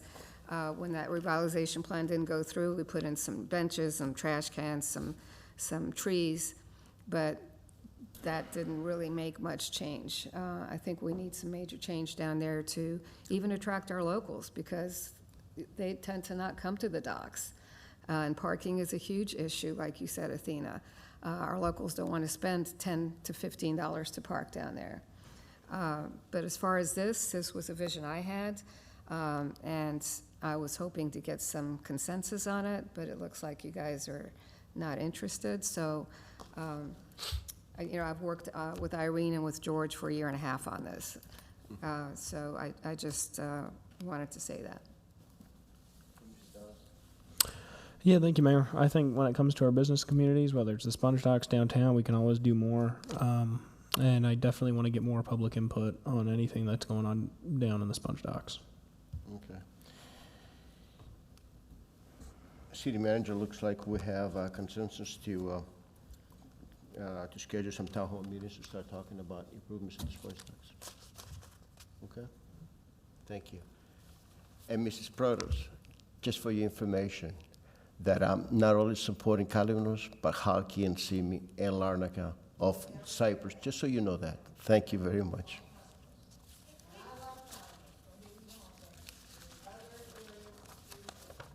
And they love you too. Thank you very much. And now we're going to item number 14, the streetlights, Commissioner Carr. Commissioner Carr provided us Got plenty of backup pictures here. To look at. Can you talk about that? Yeah, there's no backup actually. So the discussion, Mayor, is just I think we've all noticed these LED lights that have come up throughout the city and our street lights. They're great to use LED, but there's two options when you use LED. There's one option to use a daylight light, which is used at a ball field, recreation areas, highways, and then you have the traditional non-daylight light that is the light that you're used to seeing around the neighborhoods that are more of a tinted light that isn't as bright, but it still covers the light that's needed. I just want to bring it up as a commission because there's really no comments when it never came to the commission. It was just the city staff moved forward with putting daylight lights throughout the city. So I've had complaints around the bayous. I've had complaints of neighborhoods having lights. They're very intrusive in the amount of light that they put down. I'm not sure if you all are picking up on this or not, or have experienced it yourself in your own neighborhoods. It's great that the city's moving forward with doing LED lights, but I still think there's a better way of doing the LED lights. So if it's off the main road, or if it's off the bike trail, I believe it should be the non-daylight light, which is more of a tinted light, traditional to what's been in the past. So I just want to bring it up as a discussion topic. I'm not sure if any other commissioners have had complaints about these lights also. Again, it's great to see the city heading towards LED use, but I just want to, again, just bring it to everyone's attention.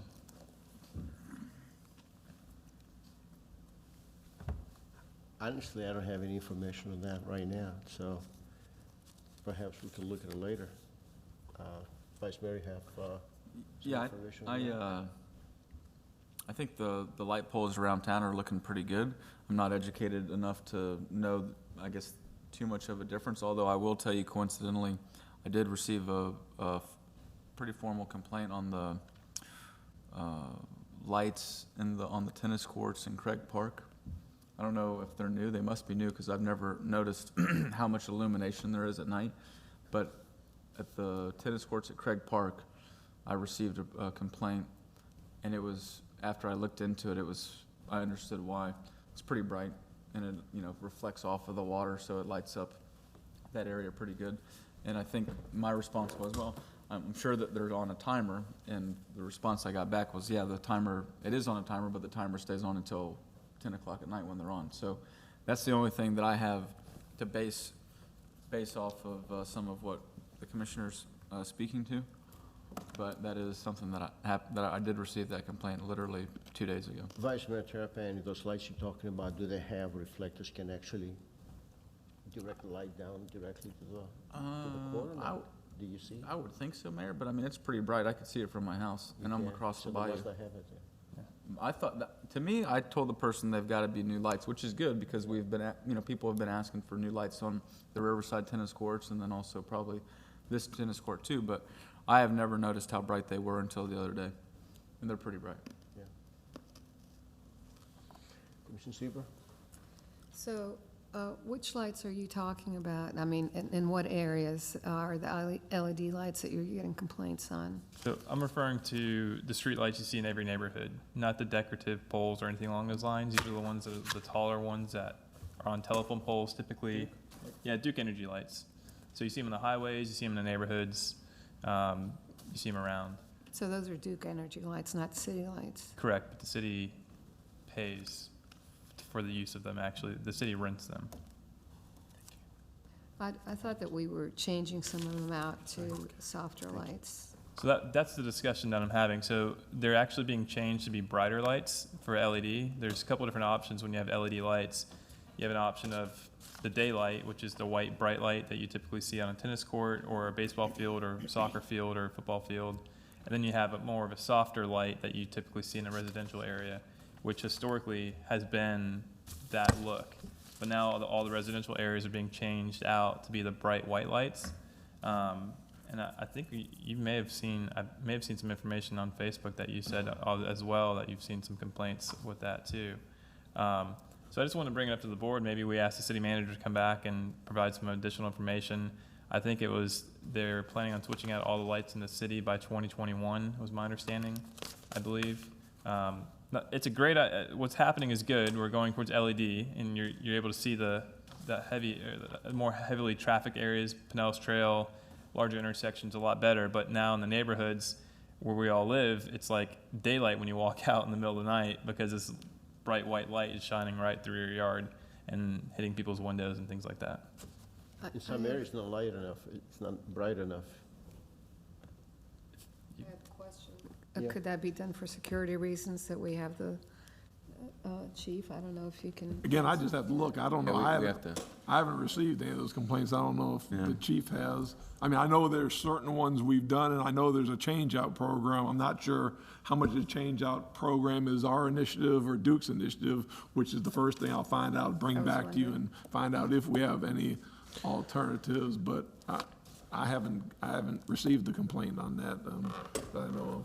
Yeah, I'd like to know it's Duke's responsibility or But I'll look and ours? see if the plan, I can get all that information together and get it back to everybody for a future meeting.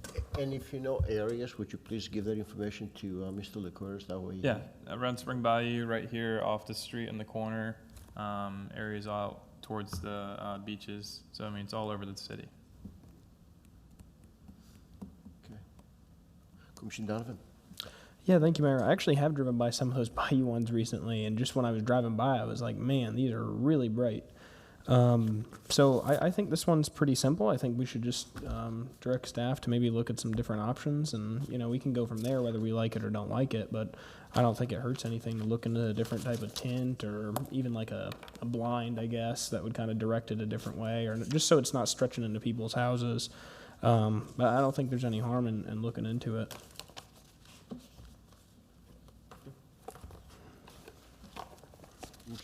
Mr. LaCourse, do you have any other concerns? No, I'll look into it and come back to you. Okay. Thank you. Any other comments on that? Are there any public comments on this item? No?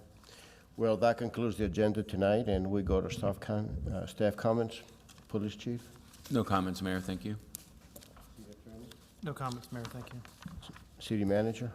No comments. Deputy City Clerk? No comments. And thank you for working with us tonight. Vice Mayor? No comments, Mayor. Commissioner Siebert's not here. Commissioner Carter? Thanks, Mayor. I've got a couple comments. I missed the last meeting. Thank you for the excused absence. Obviously, that was a poor planning on my end. I didn't realize we had a meeting the first week of November. But I used it to the city's advantage, I believe. I went to D.C. with my family. And I had the opportunity to meet with Senator Scott personally, which was a great opportunity. Talked about Tarpon Springs, was able to bring some sponges, present him with a small sponger plaque and thanking him for his support of the dredge. And then also brought some pastries along with me as well from Halas Bakery. So I had some just preliminary discussions and asking him for his support for the dredge to be on a recurring maintenance schedule instead of the city working every 15 years or so to have the dredge done. I also had the opportunity to meet with Senator Rubio's staff. I didn't have a chance to meet with Senator Rubio at the time during my meeting because he had a committee meeting he was in. But I got to meet with the staff for about 45 minutes and talk about different ideas for Tarpon Springs and other issues that we're running into with flooding issues. Again, the dredge situation for recurring maintenance dredge. And then also had the opportunity to meet with Congressman Bill Araxis' staff. He was back home because they were out of session last week. But I did have an opportunity to take a tour of the Capitol with his staff, and that was a great experience. I was able to tour the White House as well, which was a great experience, and really enjoyed being up in D.C. at the time. It ended up getting it got really cold on Friday and Saturday, so I'm happy to be back in Florida. Thank you. Glad you had a nice time up there. If I know that you're going to see Senator Scott, I will tell you to say thank you to him for helping us out with connecting us with the Army Corps of Engineers. Yeah. It was a lot of help to us. Commissioner Donovan. Thank you, Mayor. No comment. No comments. Okay, one second, maybe Commissioner Sieber. Do you have any comments? No, no comments. Thank you.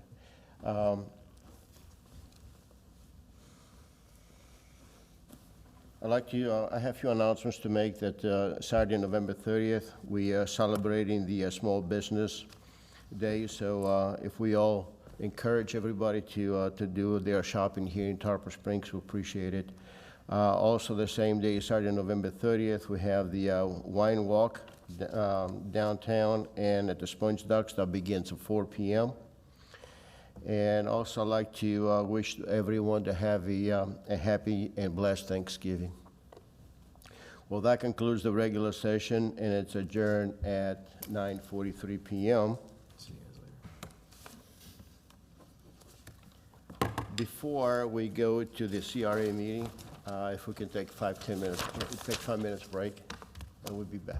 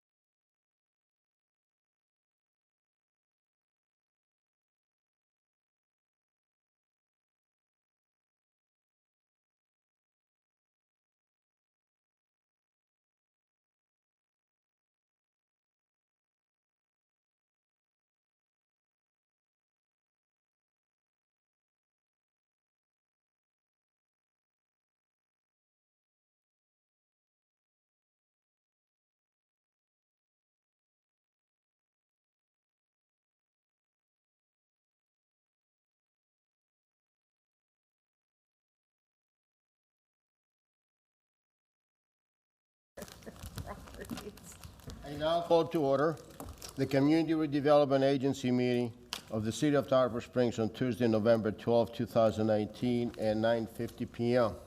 Roll call. Mayor LaHousas? Here. Vice Mayor Terapany? Here. Commissioner Sieber, Here. Commissioner Carr? Commissioner Donovan? Here. Item number 1 on the agenda is the discussion of 2019-2020 CRA projects. Staff report, Mr. LaCour. So, going back, I was asked to try to get a CRA meeting to discuss these sometime soon. I put it on this agenda because really with everybody's schedule and the holidays, it's going to be very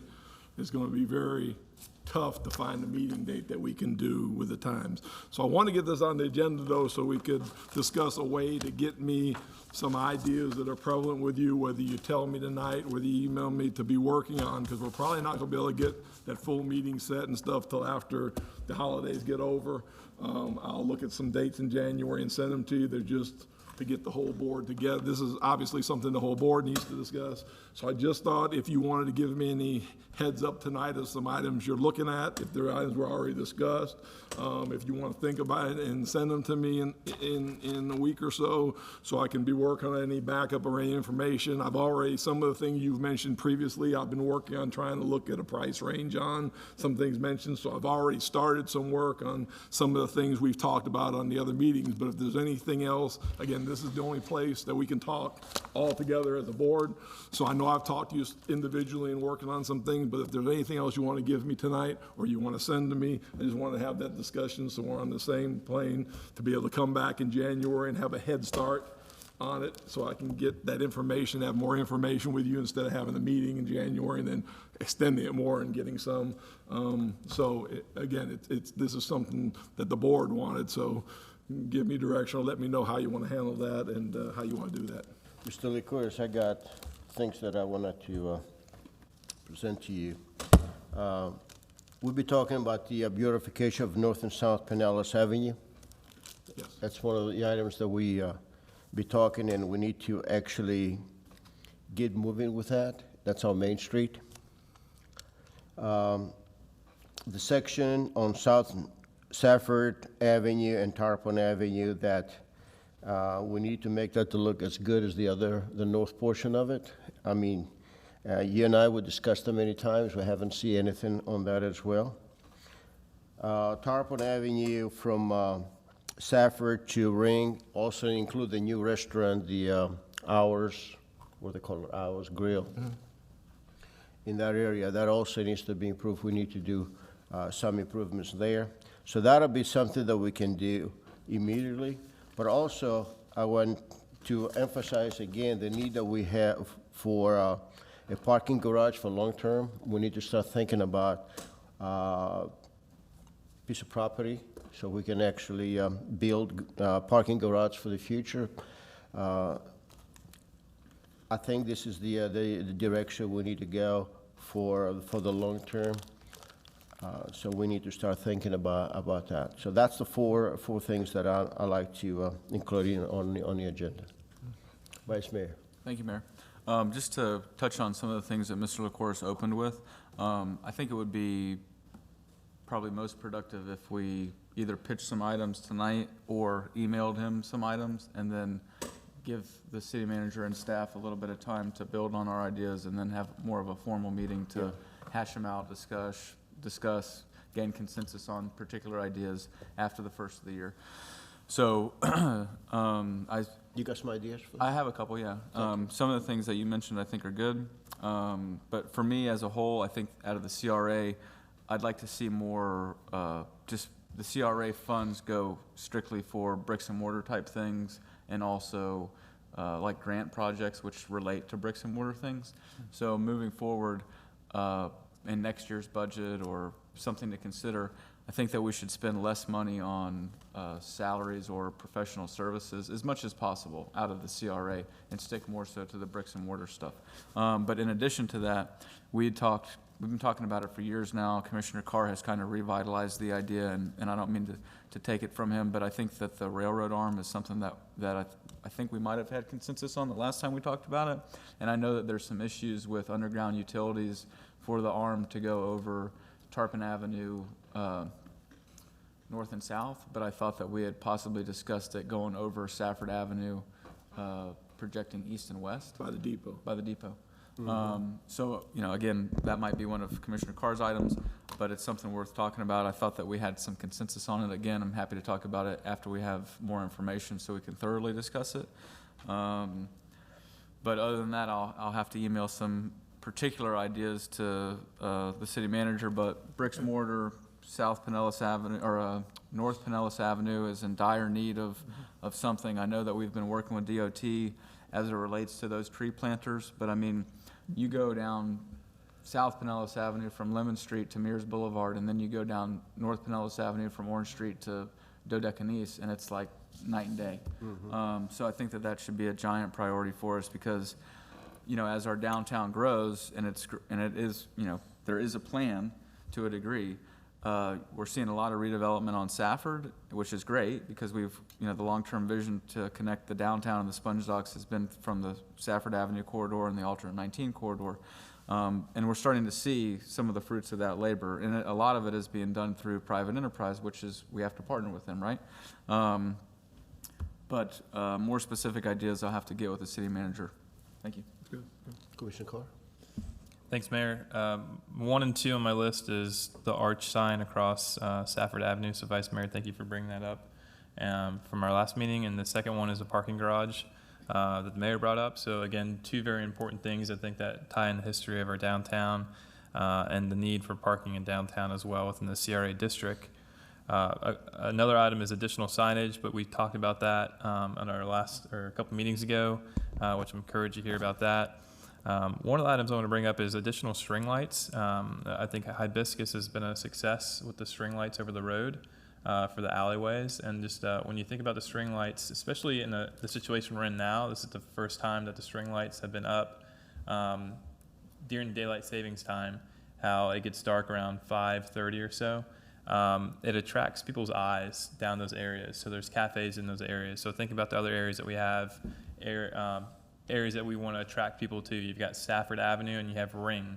So we have Ring is where the breweries are. We've got restaurants. And we want to attract people in those areas as well as they're driving by. So how do we get creative with using some type of lighting that's not intrusive but still attractive? If it's string lighting over the road, potentially, I don't know. I would like to encourage that in a couple other places, if it's Safford or Ring. Or 2 we're looking at right now to try to evaluate. Or if there's any alleyways as well. Alleyways tend to be more dark in those areas, so maybe there's a potential to add something to help with those darker areas as well. I know there's multiple alleyways within the downtown area. I would like to bring up the Forbes property. I'm not really sure how that's being marketed currently today. And I know we have the city tends to have just a piece of pavement, crushed pavement out front. It's not the most attractive piece if you're walking through downtown. It's been vacant now for over 10 years, I believe. If there's an opportunity to install some old historic signs or historic pictures of downtown, put some grass out there, just make it a little bit better. We could put some large pots of flowers in there, similar to what I think Athena was talking about down in the sponge docks. That would be another opportunity. Okay. And then tree lighting is an important thing too. There's some uplighting. Actually, in front of Tuscan Sun, there's some pretty neat lights that have uplighting that goes up into the canopy of the trees. And you could change these color lights as well with different shades.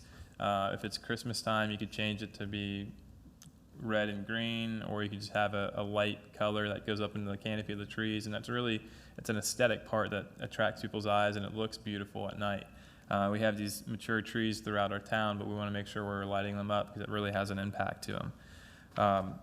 And then also, I know the city's done some projects with Mother Mears and Orange Street parking lot with the trees. I think there's some areas to improve those as well.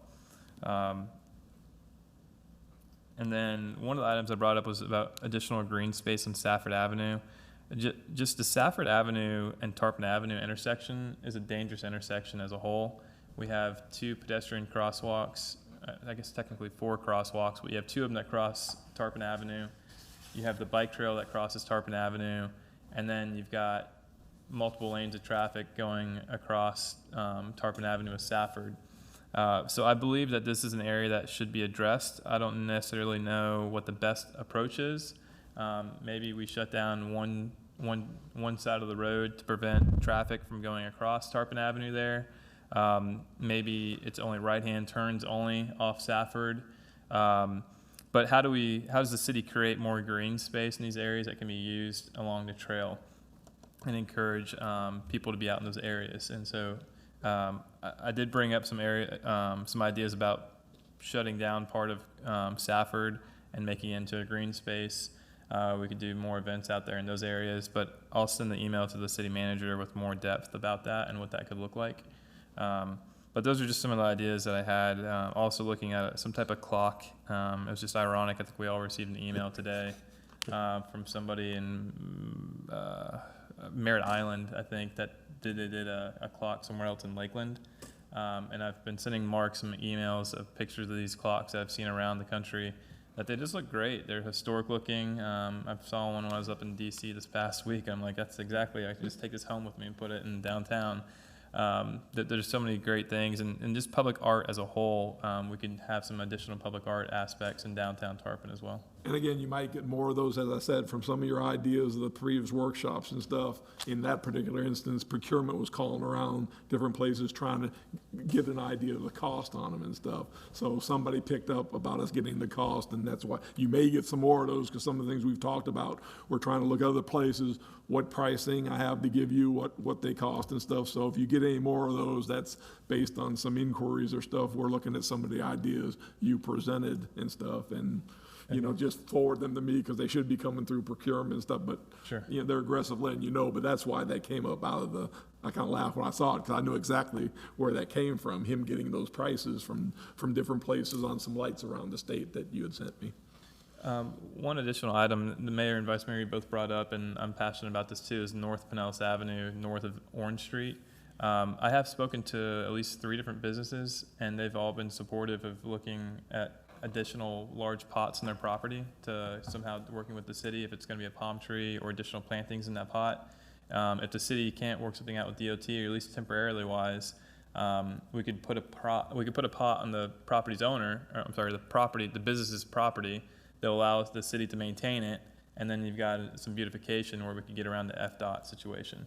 And Mark, correct me if I'm wrong, I think there's some hanging baskets that are going to be going installed pretty soon too. Right now what we're working on is the hanging baskets on South Pinellas, and we're also working about the idea of the property owners that you gave us the information on to work on doing something and getting their permissions and doing something on those properties. Remember, a while ago, we sent out and tried to get some. There's some reluctance, but Commissioner Carr's worked and got some that say they'll agree to it and stuff. Not only that, and there's also one on the other side by the intersection of MLK and stuff. So we're going to look at all of those to see about putting, for instance, the ones on the Pappas property would probably be nice palms and a nice pot and just dress that whole area up. So we're also going to go back and look at the private property again, the ones you gave us, and maybe approach some of the other people we've approached previously to them to help us, since we have very little right-of-way, which is our biggest problem. We have very little right-of-way, so we need those property owners to help,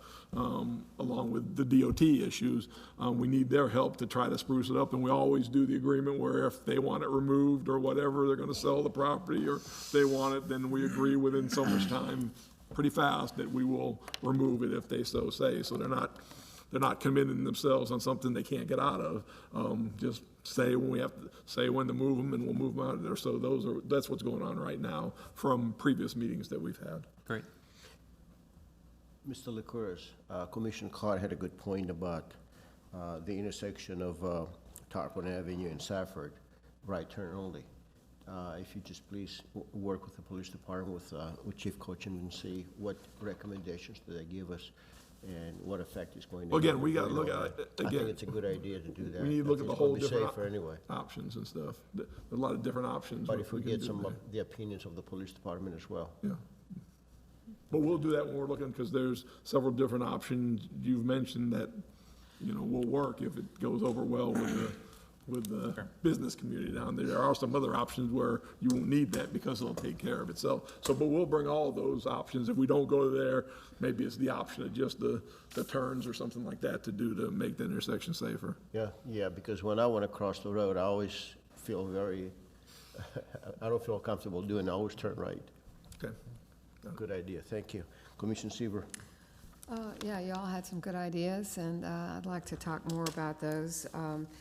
I'd like to meet with Mark or email you, but I meet with you every week, so I'd like to talk to you more about some of my ideas. North Pinellas, you guys brought up, we have 2 vacant restaurants there. So that's part of what makes it look so unattractive in that area. So I'd like to hear any updates on what's going on with those properties. And then I've sent pictures of some of the sidewalks and areas like around the train depot that have some dangerous holes in them. So I just think we need to work on the curbs and the sidewalks in that whole area, CRA area, because there are some places that need work. So it's important that we don't have any accidents with somebody, picture I sent you, for example. So other than that, I'll be talking to. See you Monday then.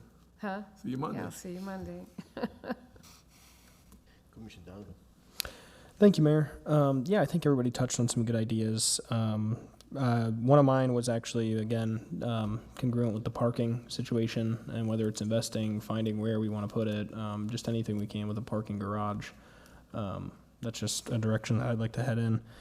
The second one is largely what we do now, but just anything we can do to improve on facilitating and incentivizing the sale of some of our properties. Commissioner Carr brought up a good one, a motel property. I mean, anywhere that we can incentivize it, whether it's through tax incentives, a grant program. I know we were just in the budget season discussing like facade grants and stuff like that. Even if it's just the city helping advertise that these properties are for sale. I mean, anything we can do to get those empty spaces filled. And then this one, I actually just realized it when I was going through some old CRA, I don't really know what to call them, manifestos, executive summaries of our CRA years, all the way up through like 2013. And I was actually seeing kind of that revolving door of businesses that we've had. Because on the cover, it'd be pictures of businesses, or it'd say, hey, here's a grand opening. And then I'd look in the next years and it'd be the same building, and it'd be a completely different business with a grand opening. So I think we need to definitely shift some more focus on retaining the businesses, and I think the way to do that is to communicate with them better. In the past, we've done some surveys that haven't had good response rates. I was looking at some of them, and I think one of them that comes to mind was a 23% response rate on businesses that we were surveying. I don't know how we were surveying them, whether it was email, just leave a note on the door, mail, in person. But I do know that we have a lot of resources in our area to up that response rate, and namely using the schools. Me being in my master's program now, whether it's SPC or USF or even Tarpon Springs High School, I mean, those type of classes will take on surveys and build a survey for you for super reduced cost or no cost at all, just for the kids' experience. I mean, even if that's a baseline of just helping us create a survey, we need to be going door to door and just asking businesses point blank, what can we do to help your business, and seeing what their responses are. And we need more than a 23% response rate. And I think that is the act of walking in door to door with a survey, leaving it, following it up. Even if we could just do the creation of a survey and work with volunteers trying to get all these surveys to all these different businesses. I mean, I'd walk door to door and give them the surveys, but I think we really what I really want to emphasize is that I want more feedback from the businesses within the CRA on what we can do for them. Can I say something? Sure. I totally agree with you. It's not just in the CRA district, it's on the sponge docks as well. It's a rotating door. And this little group of merchants that I've been meeting with, that's one of the things they really are worried about is, are we going to still be in business next year? And so what can we do to help those businesses? And if we can beautify the docks, if we clean up the docks, if we can do something to help these business owners, I think it's important in the downtown as well as on the sponge docks, but that is a huge concern of mine too. Finished? Good, thank you. Any public comments on these items? Oh, yes, excuse me, I'm sorry, it is a work session, I can't. Well, I just want to know why you can't use that lot on Tarpon Avenue for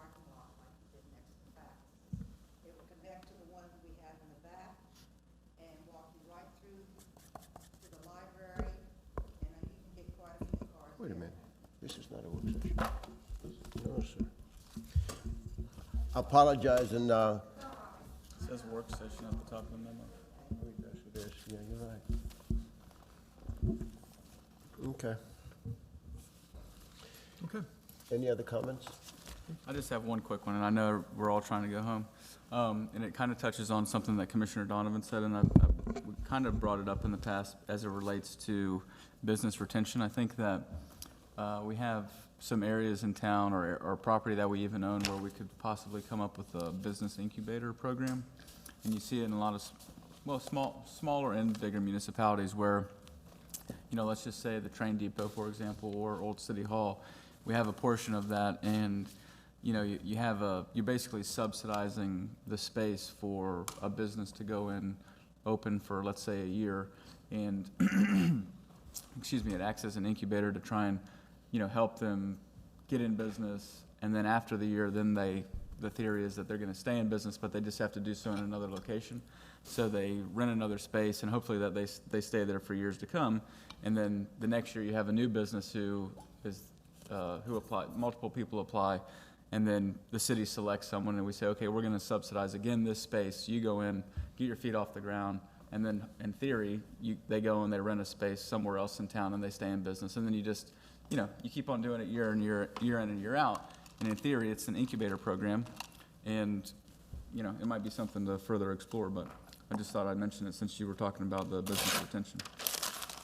Yeah, I think that's something definitely worth looking into. And I think, too, just to piggyback off that, is some of the resources available at the county level, just making them aware that they're there. I know Pinellas County has a small business development center. I think we actually have 2 of them in Pinellas. And it's pretty much just a free consultant agency almost. I mean, if you go in there and you say, hey, I want to start a business, or I just started a business, or even if I've had a business for a few years and it's struggling, they will give you free consultation. They'll try to help you. They'll try to help you apply for different types of incentives that you can get. So I think the incubation period and trying to make sure they're connected to all the resources that they have, I think that's great.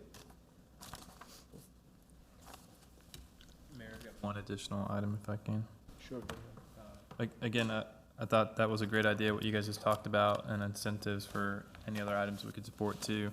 But the focus also, at times I forget the CRA is, I know the CRA runs from basically the bridge on Pinellas Avenue to Mears. And the MLK intersection is an intersection I think that needs some addressing from sprucing up. And I know I mentioned to you that one of the property owners is interested in working with the city. So maybe there's another property owner in one of the corners that would be interested in allowing some type of partnership, just like Tarpon Avenue 19, the gas station maybe would be interested in some type of partnership with the city of taking care of that corner. If the city could work with them with some type of plantings of some sort, that would really, I mean, those are 2 of the main corners when people come into town that they look at. So. And I just want to say thanks to the rest of the board. I mean, you guys had some great ideas, so appreciate all your passion and everything that's going on. Seems like they're all but related to each other, though. You know, thanks. Any other comments? Not? That concludes the CRA agenda tonight, and also that concludes the meeting is adjourned at 10:14 p.m.